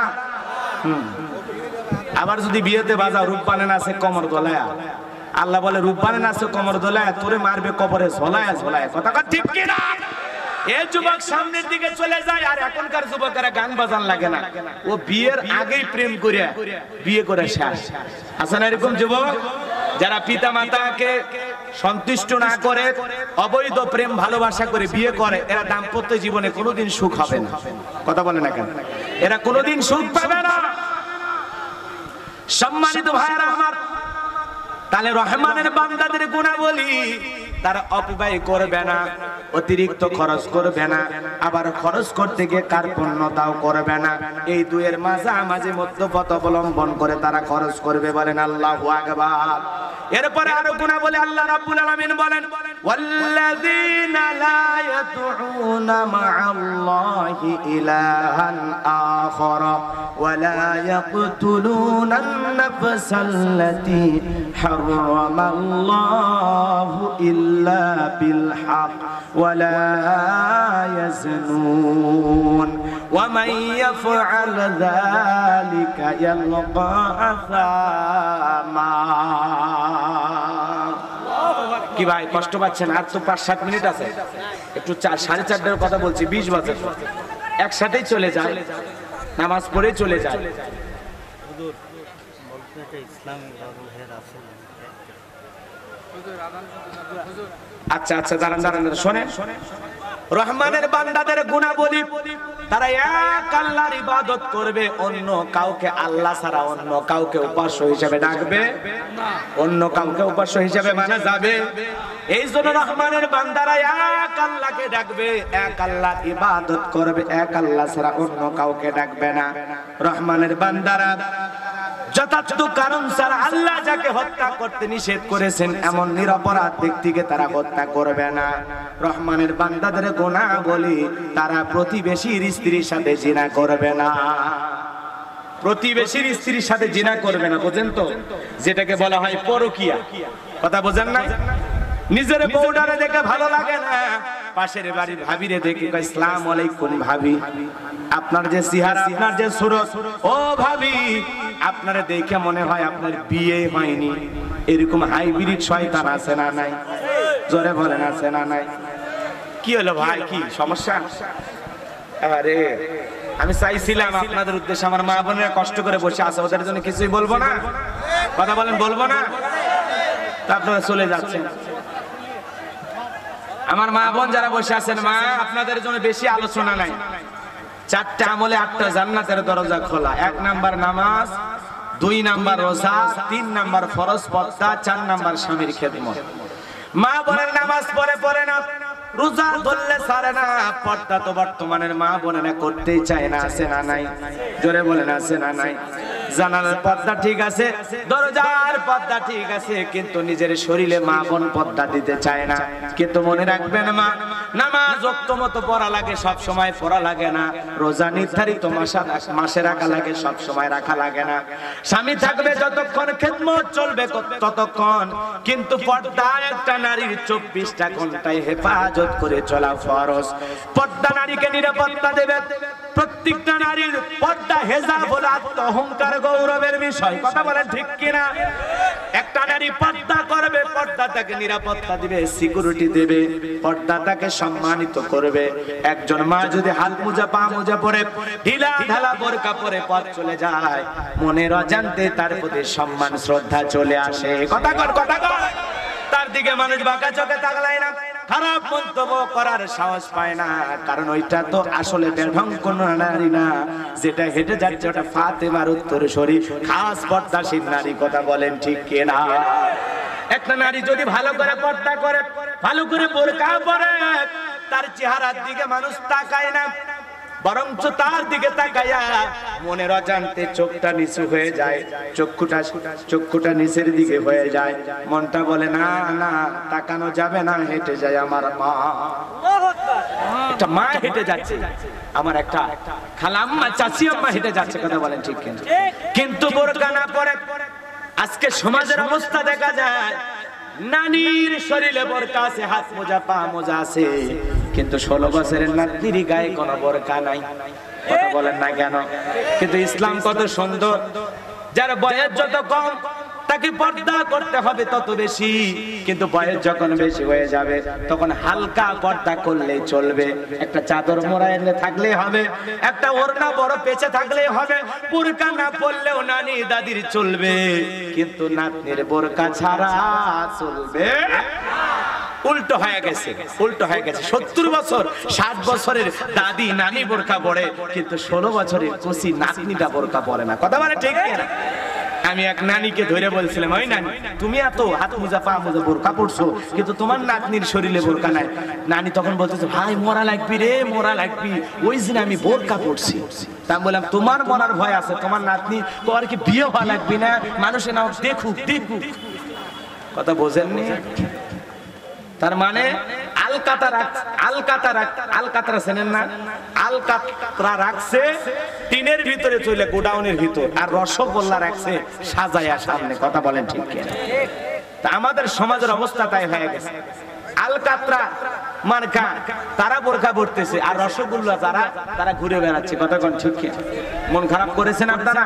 এই জন্য মা বোনদেরকে বলবো, মা পর্দা করলে ওই পর্দাশীল নারীকে কেউ কোনোদিন ধর্ষণ করে না, কথা বলেন ঠিক কিনা?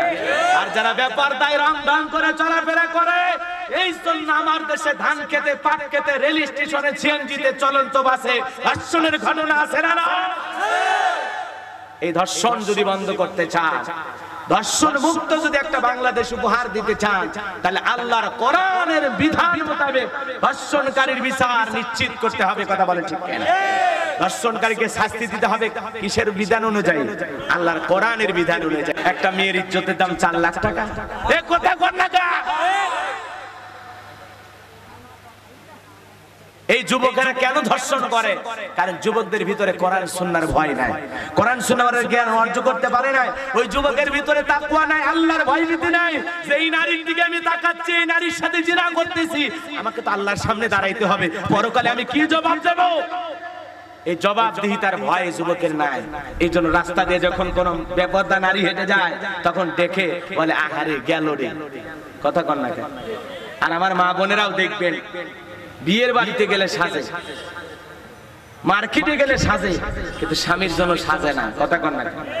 অথচ নারীরা শুধুমাত্র কেবলমাত্র একজন পুরুষের সামনে সাজা গোজা করবে, তার নাম হলো স্বামী। তার নাম কি? স্বামীর সামনে সাজা গোজা করবে।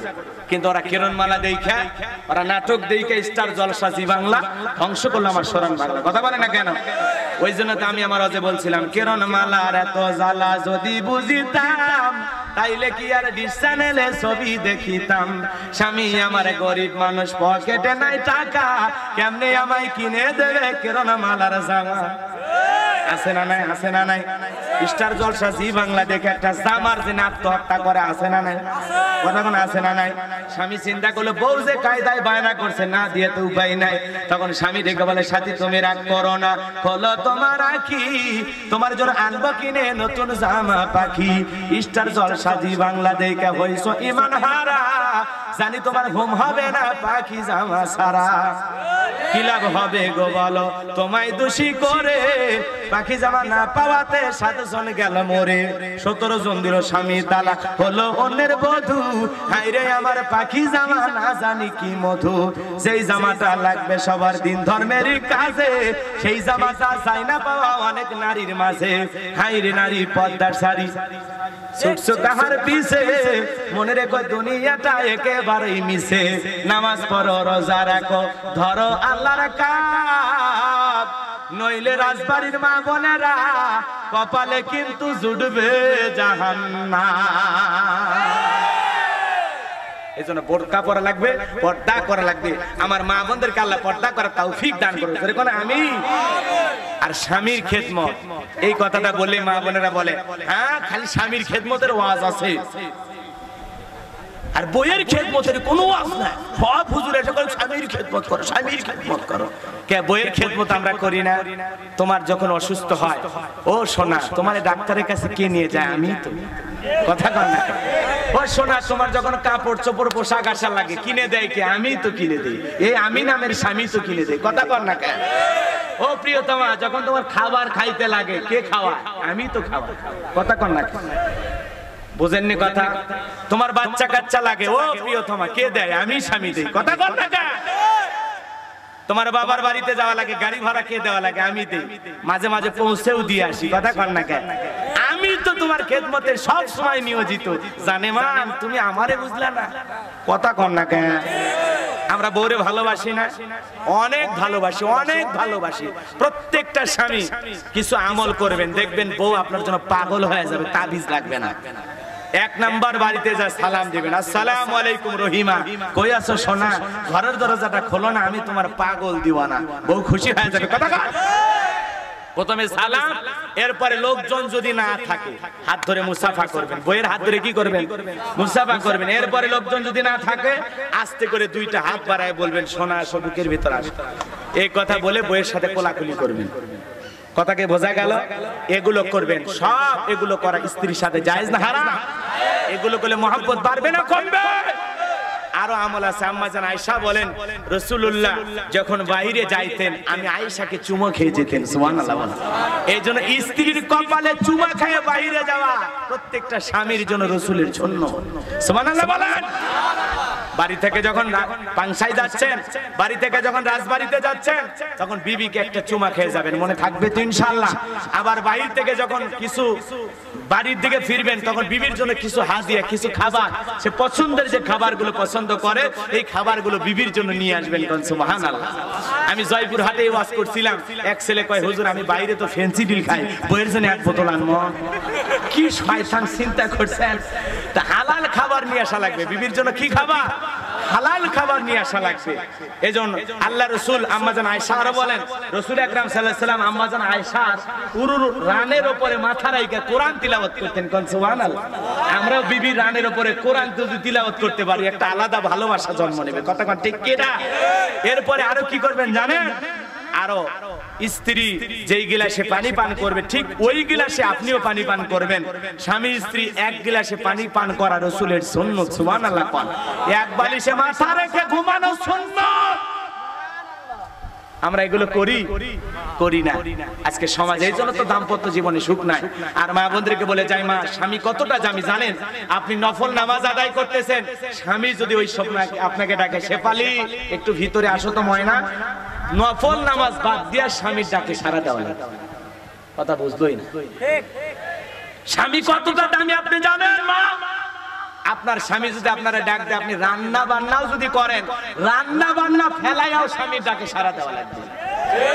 স্বামী কতটা দামি জানেন? স্বামীর হুকুম ছাড়া নফল রোজাও রাখা যাবে না। কথা বলে না। কারণ স্বামীর যদি দিনের বেলার মনের মধ্যে কামনা বাসনা হয়, আমি বিবিকে কাছে পেতে চাই, আদর করতে চাই, ওই সময় যদি আপনি বলেন আমি রোজা, তখন স্বামী কষ্ট পাবে না? এই জন্য স্বামীর অনুমতি নিয়ে মাঝে মাঝে নফল রোজা রাখবেন, তবে স্বামীর অনুমতি ছাড়া না।